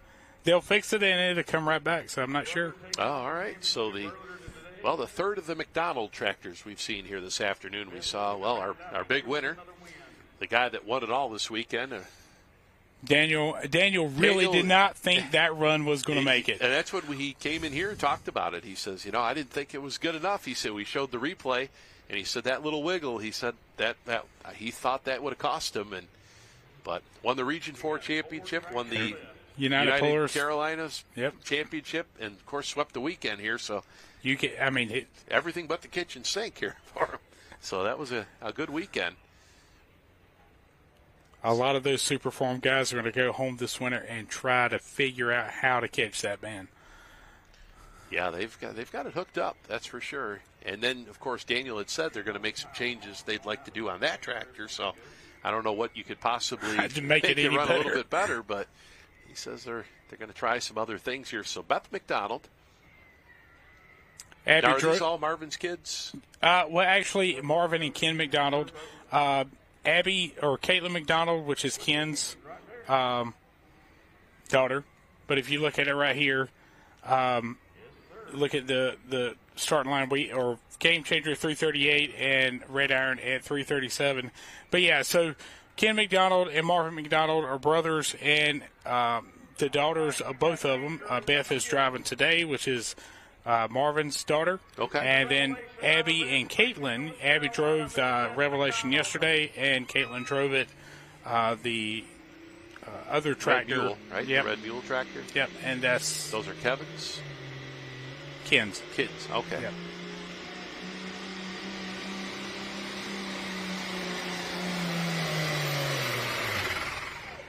All right, the Revelation. The crowd's cheering. Now, Beth won her first run ever for that tractor. Everybody's like, listen, we're listening to it. We can hear Mark talk about it. But she won last weekend at Galad. Look at there. 340, new leader. All right, I think I need to go back to my job outside, and we need to go talk to this young lady. We still got a couple of tractors left. Well, let's wait until Mr. Bissett runs here. He's up next. So he is. Wow, they have found something with that Revelation tractor. Beth has found her spot and found a happy spot with it. Wow, that is amazing. But back to it, Beth is Marvin's daughter. Abby and Caitlin are Ken McDonald's daughters. Okay. So we saw Abby. She finished up number 4 yesterday here in the Pro Farm class. That's a strong tractor also. So they've been working on some hops on it. But look at this run. Picked up the front end a little bit, and you see that front end dancing all the way down the track just a little bit, just keeping that maximum torque on those rear tires. Yeah, so that, hats off once again to that track crew. Afternoon pulling, and this track is just as consistent as it was when we started here. And actually, distance is getting a little bit better here. It is. It's actually coming together. Along. Everybody was worried about it, but I tell you, Perry Walters And the rest of that bunch, I'm telling you, have done a fantastic job on that track here today. So Stephen the Revelation Walker. Yep. goes in the number 1 spot here. Beth McDonald out of Red Springs, North Carolina. Red Springs, North Carolina. Close to Lumberton. Lumberton, okay. Right outside of Lumberton. Okay. Yep. So here comes that Dirt Candy tractor. We saw Zachy Bissett right out of Wilson, North Carolina, which is only about 35, 40 minutes from here. So he's pretty close to home. They're just wrapped up their tobacco crop and working on the sweet potatoes right now and peanuts. So he's been a busy man. He would actually run on Friday night, go home and work on tobacco barns, and then go back and pull for Saturday night. Okay. So it was like back and forth all season long. So he was our big winner yesterday. Let's see if he can back it up here. Wow, he's going to have to lay down a monster pass, 340. 340.04 right now, the mark to beat here. 9,500-pound Pro Farm class. And we've got just a couple tractors left to go here.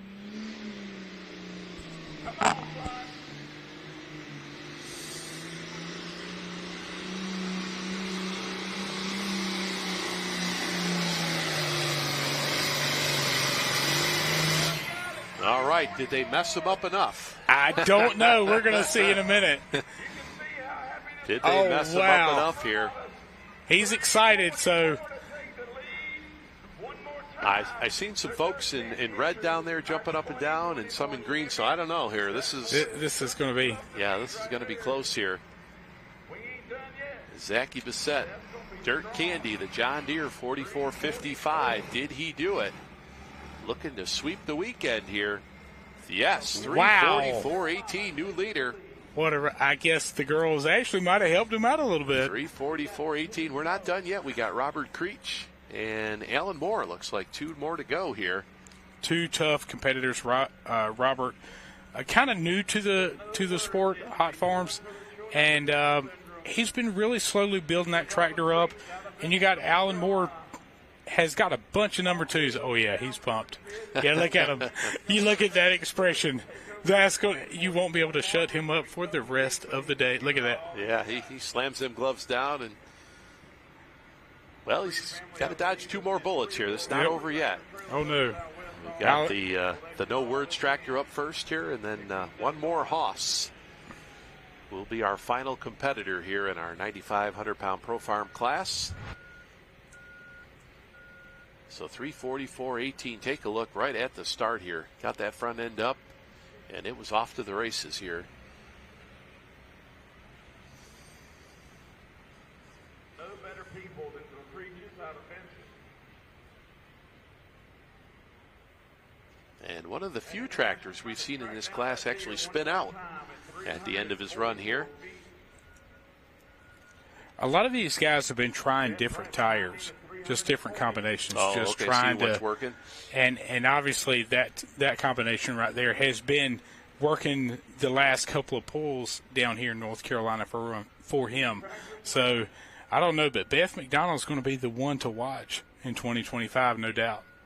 So the Dirt Candy will take just a little bit over 4 feet lead here over Revelation, 340.04, the game changer. Mr. Pickler back to the number 3 spot as we've got Robert Creech here, No Words tractor out of Benson, North Carolina. This is a No Words entry. Robert Creech out of Benson, North Carolina.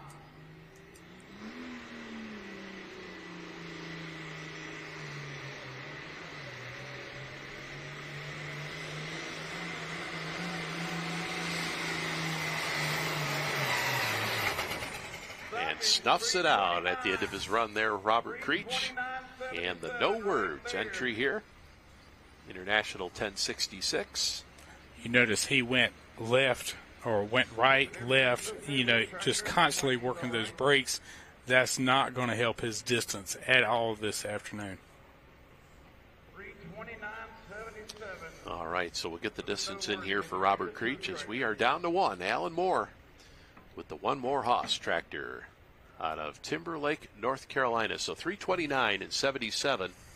329 and 77 here for Robert Creech. So down to one here in our 9,500-pound Pro Farm class. And we'll see if Alan Moore can get the job done here. One more hoss. Bert's going to step out, and he's going to get ready to talk to one of our, who's going to be our big winner here. We'll find out as we see the replay here. 329 and 77, 329 and 77. We'll put him in the number 7 spot here with one tractor left to go. Alan Moore.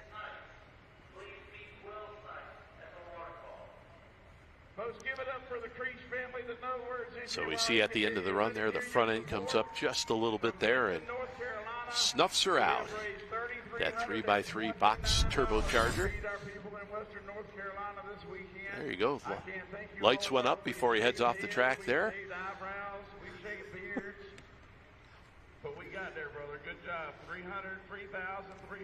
All right, so Alan Moore, final tractor in the class here. Timberlake, North Carolina. So Zachy Bissett looking to sweep the weekend here with the Dirt Candy tractor, the John Deere.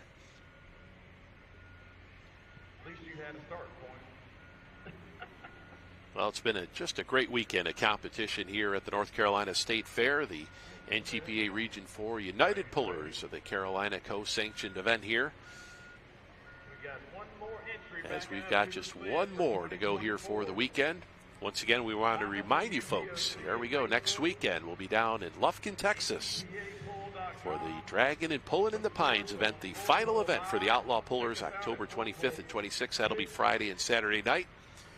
We will crown champions in the modified class, the two-wheel drives, as well as the pro stocks down there in Lufkin, Texas. Then the next weekend will be in Diesels and Dark Quarters down in White Plains, Georgia, November 1st and 2nd. The big diesel extravaganza down there. And they'll be running for that WWF or WWE style belt they give away for the big winner for the weekend there. And then the Golden State Invitational will be the final live event of 2024, Madera, California, November 8th and 9th.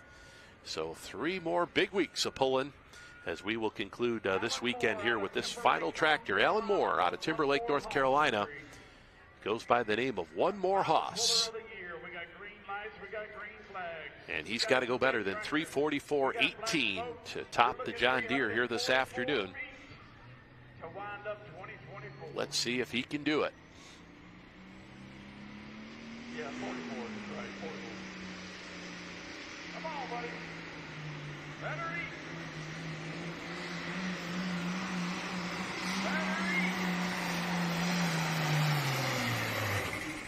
Whoa, way over to that left-hand sideline. And I do believe had to get out of it there to keep that tractor in bounds. But I do believe not going to do it here this afternoon. Alan Moore, as he takes the belts off here. The One More Hoss tractor. We will get the official measurement here. Well, he's kind of shaking his head right there. And yeah, he's not happy with that one. 329 and 84, 329 and 84 the distance here for Alan Moore, which will put him in the number 7 spot. So we'll send things down. Trackside Bert's got our big winner here in the Pro Farms.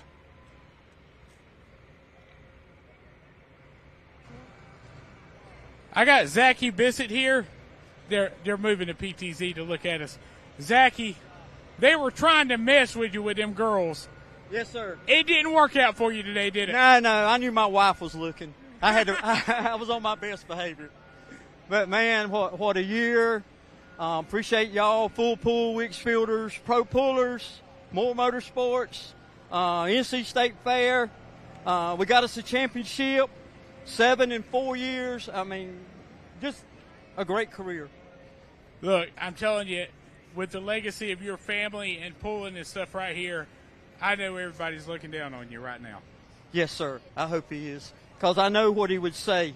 He would say, that's my boy. He won't raised up on milk and magnesia. He don't make no messy pool. There's probably a few other things he would say we can't talk about here today either. I'm sure. I mean, you kind of got to be on your game, but back way then, I think he could say anything. No doubt about it. Congratulations, Zachy, on your championship and winning both hooks here this weekend. Yes, it was a great weekend. Thanks, buddy. Thanks for everything y'all do, and Jason Schultz and the Full Pool girls and everybody. Thank you. All right, back to you guys. We're going to wrap it up right here in the NC State Fair. All right, so congratulations to the Zackian team there as they pick up the big win with the Dirt Candy, 344-18. So that's our final results here from our 9,500-pound Pro Farm class. Revelation will finish up in the number 2 spot, Game Changer number 3, the Red Iron Special number 4, and filling out the top 5 was Brianna Beasley with that high-tech harvester in that number 5 spot. So great class, great weekend of competition.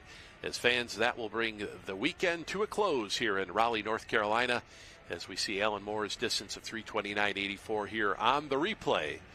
Will be our final shot here of our final tractor down the track here for the weekend here in Raleigh. So with that, that will conclude this afternoon's program here, and what a great weekend we had here in Raleigh, North Carolina. Once again, Dan Mayer with Bert Forbes working trackside, and next weekend, once again, fans will be down in Lufkin, Texas for the big Outlaw Finals. Ron Stone will join me down there in Lufkin as we'll crown some Outlaw champions, so make sure you do join us Friday night and Saturday night. Now, remember, they do run Central Time down there in Texas, so we'll be an hour behind down there in Lufkin, Texas. So once again, we thank you fans for watching here this weekend. It's been a great weekend here, great weather here in Raleigh, North Carolina, and we'll hope to see you next weekend for Full Pull Live for Lufkin, Texas, and the big Outlaw Finals event down there. And we will sign things off, and we'll see you next weekend.